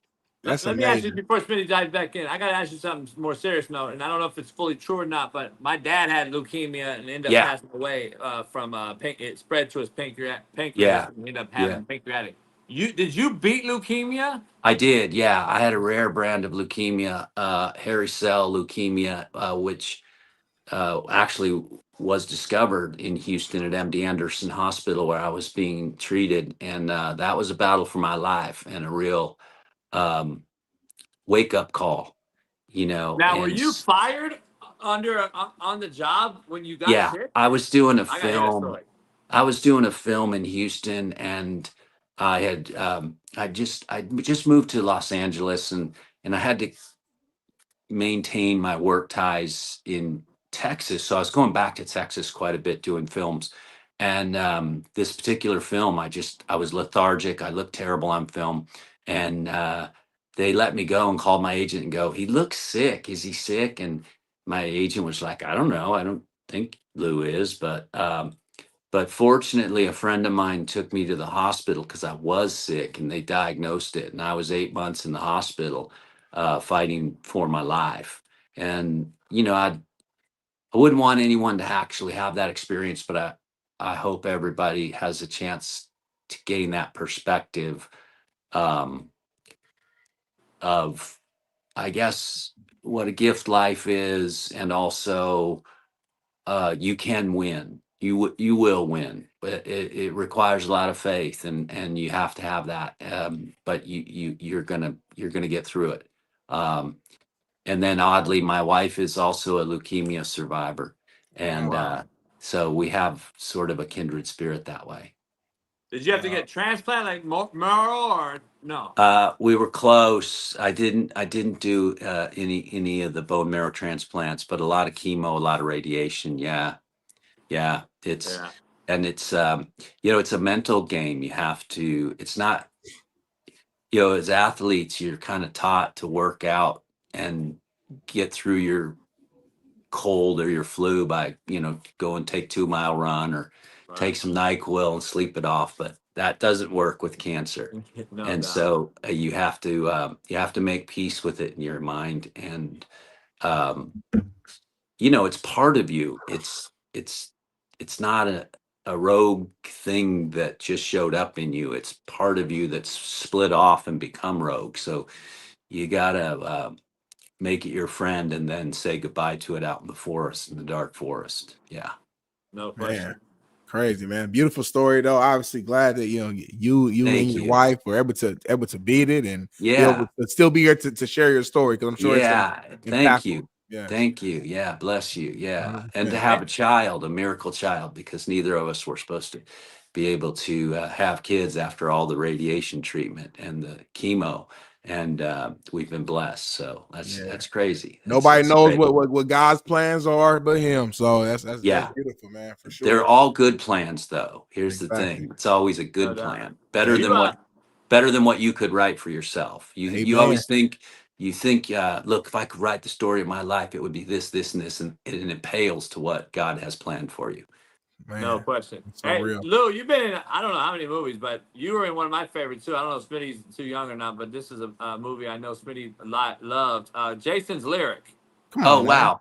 That actually was my very first film. I had a scene on a bus while he's in town. He's trying to get out of town. I give him a hard time on the bus, and that is a good one. That's an obscure. That's an Jada Pinkett. Yeah. She was. Everybody was young in those days. That was a really cool film. Yeah, that And was you were on the Newton Boys too, huh?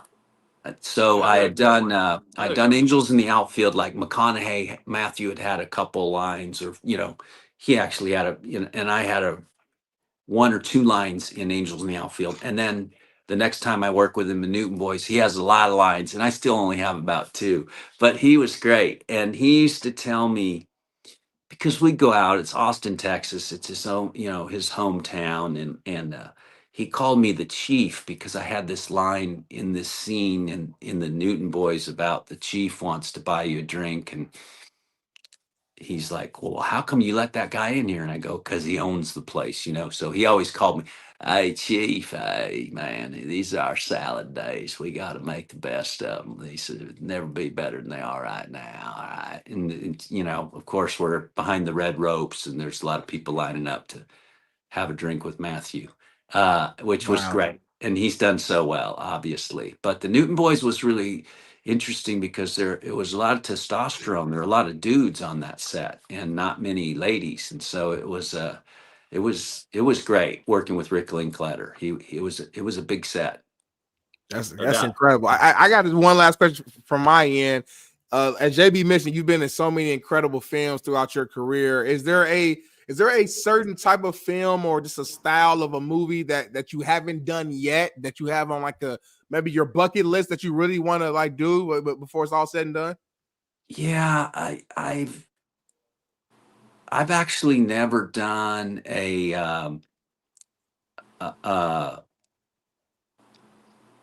I guess we call them spandex movies, but they're Marvel or superhero movies. DC, Marvel, yeah, thank you. I've never done one of those, and I don't really fit in. I'm kind of the squirrely guy that might be the problem, but maybe there's a place. It'd just be nice to be in one of these franchises, I suppose.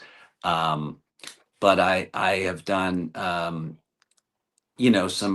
a couple of romantic comedies, and I think those are fun, and definitely some action, which are always great, and require a lot of physical work, and the horror genre, and some drama.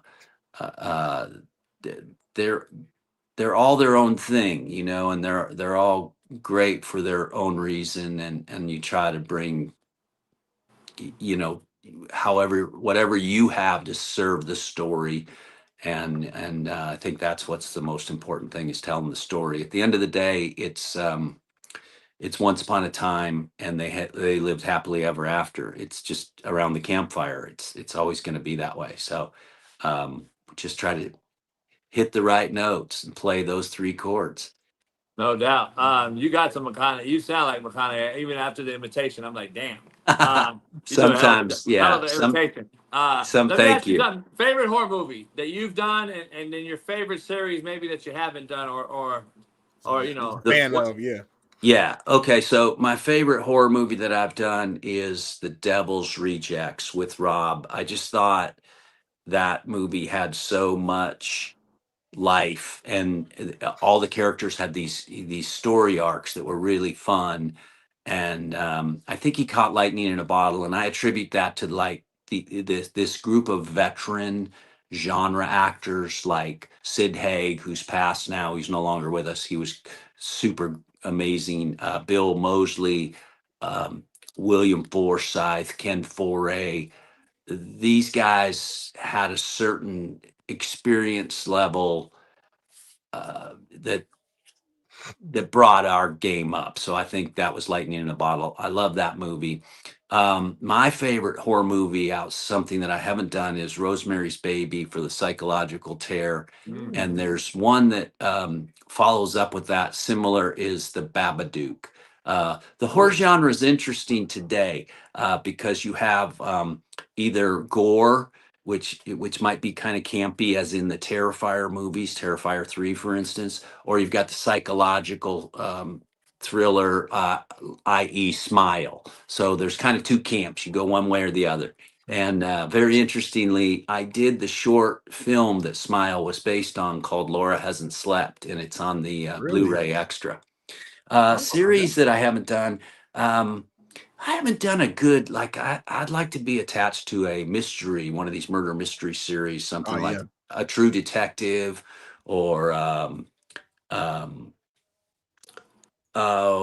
you know, I did Longmire for a while. That was pretty great. So I appreciated that. The Walking Dead, of course, was awesome. The great thing about The Walking Dead, like a good team, everybody was on the same side of pulling on the same side of the rope. There wasn't a hierarchy or any divas, and everybody was trying to do better work than they did last week, and it worked.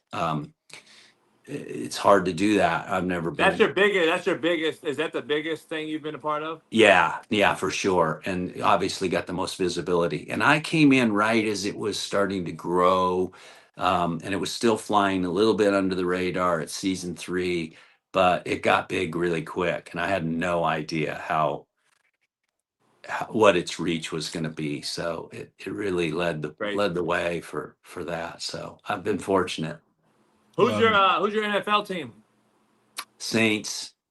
I know. I know. Saints, Atlanta Braves. Hey, Yeah. They took Shook over Smitty's guy Shador. Are you happy about that? No, but I feel like I'm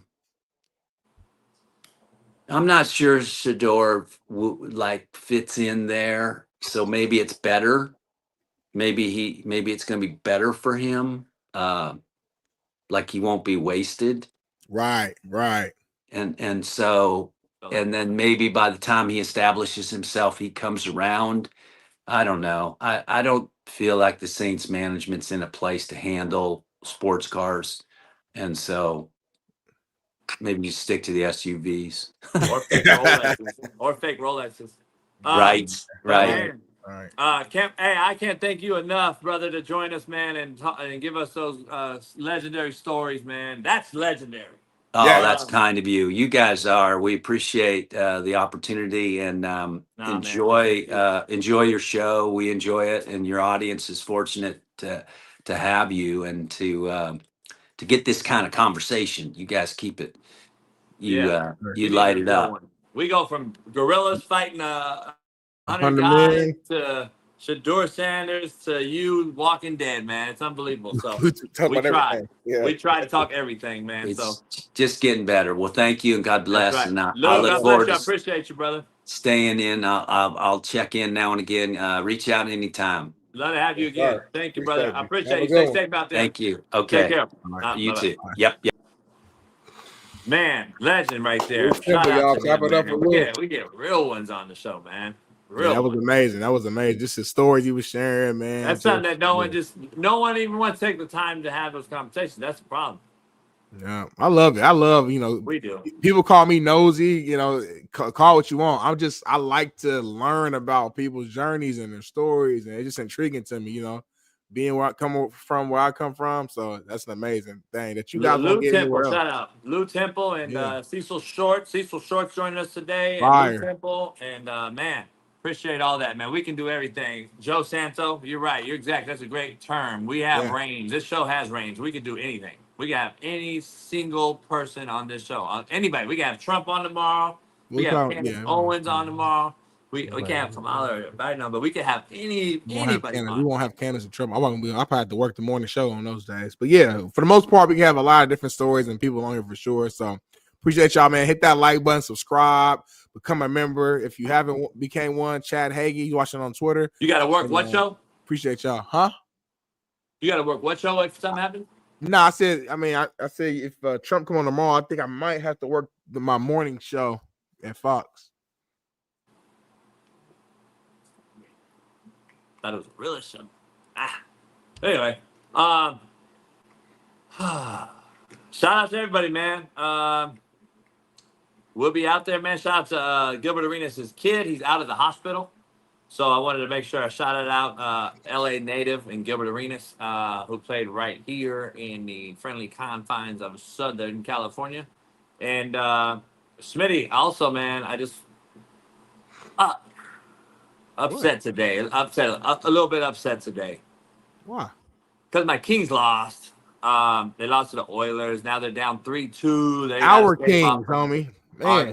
They got to stave off elimination, man. They're down 3-2, man. They had the series, man. They dominated the series for so many minutes, man. So many periods, man.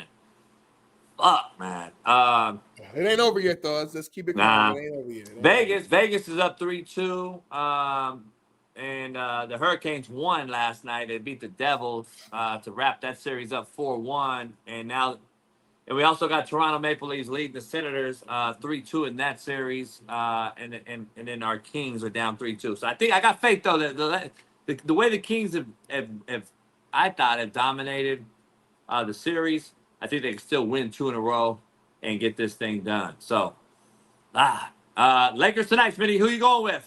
The Lakers done, or they're going to stave off elimination? Here's the issue. They will win tonight. Here's the issue, though. Then they'll play 2 out of 3 nights traveling back and forth to Minnesota if they do win and then get a Game 7 at home and not a lot of time in between when your guy just played everybody for the entire whole game. Your guy, and you loved it, and you defended it. So no Game 7. It'll go to Game 6, and then Minnesota will close it out at home. Ooh. So Lakers are done this year. This series is over. Put a fork in them, but they'll win tonight, though. The question is, will this be LeBron's last game in a Lakers uniform? I hope it is, so I can watch the Lakers again. Make Lakers great again. Get rid of that motherfucker. Detroit stays off too, man. The Knicks, Thibodeau, he needs to take some heat too. Thibodeau had a horrible last few minutes of coaching there last night. Oh my God. Detroit, shout out to you youngsters for battling, but damn. That game should have been over, too. Thibodeau's made some questionable down-the-stretch decisions as the head coach, man. But anyway, we'll dive into that tomorrow, I'm sure. It is Truth-Telling Thursday tomorrow. Don't miss Shaun Salisbury and I on Unpaid right after this. Yeah. About 45 minutes. Yeah. And we'll see you guys tomorrow, God willing, man. Shout out to everybody. Share this. Tell a friend and pound that like. Subscribe. We'll see you tomorrow on The Realest Show on Planet Earth. Peace.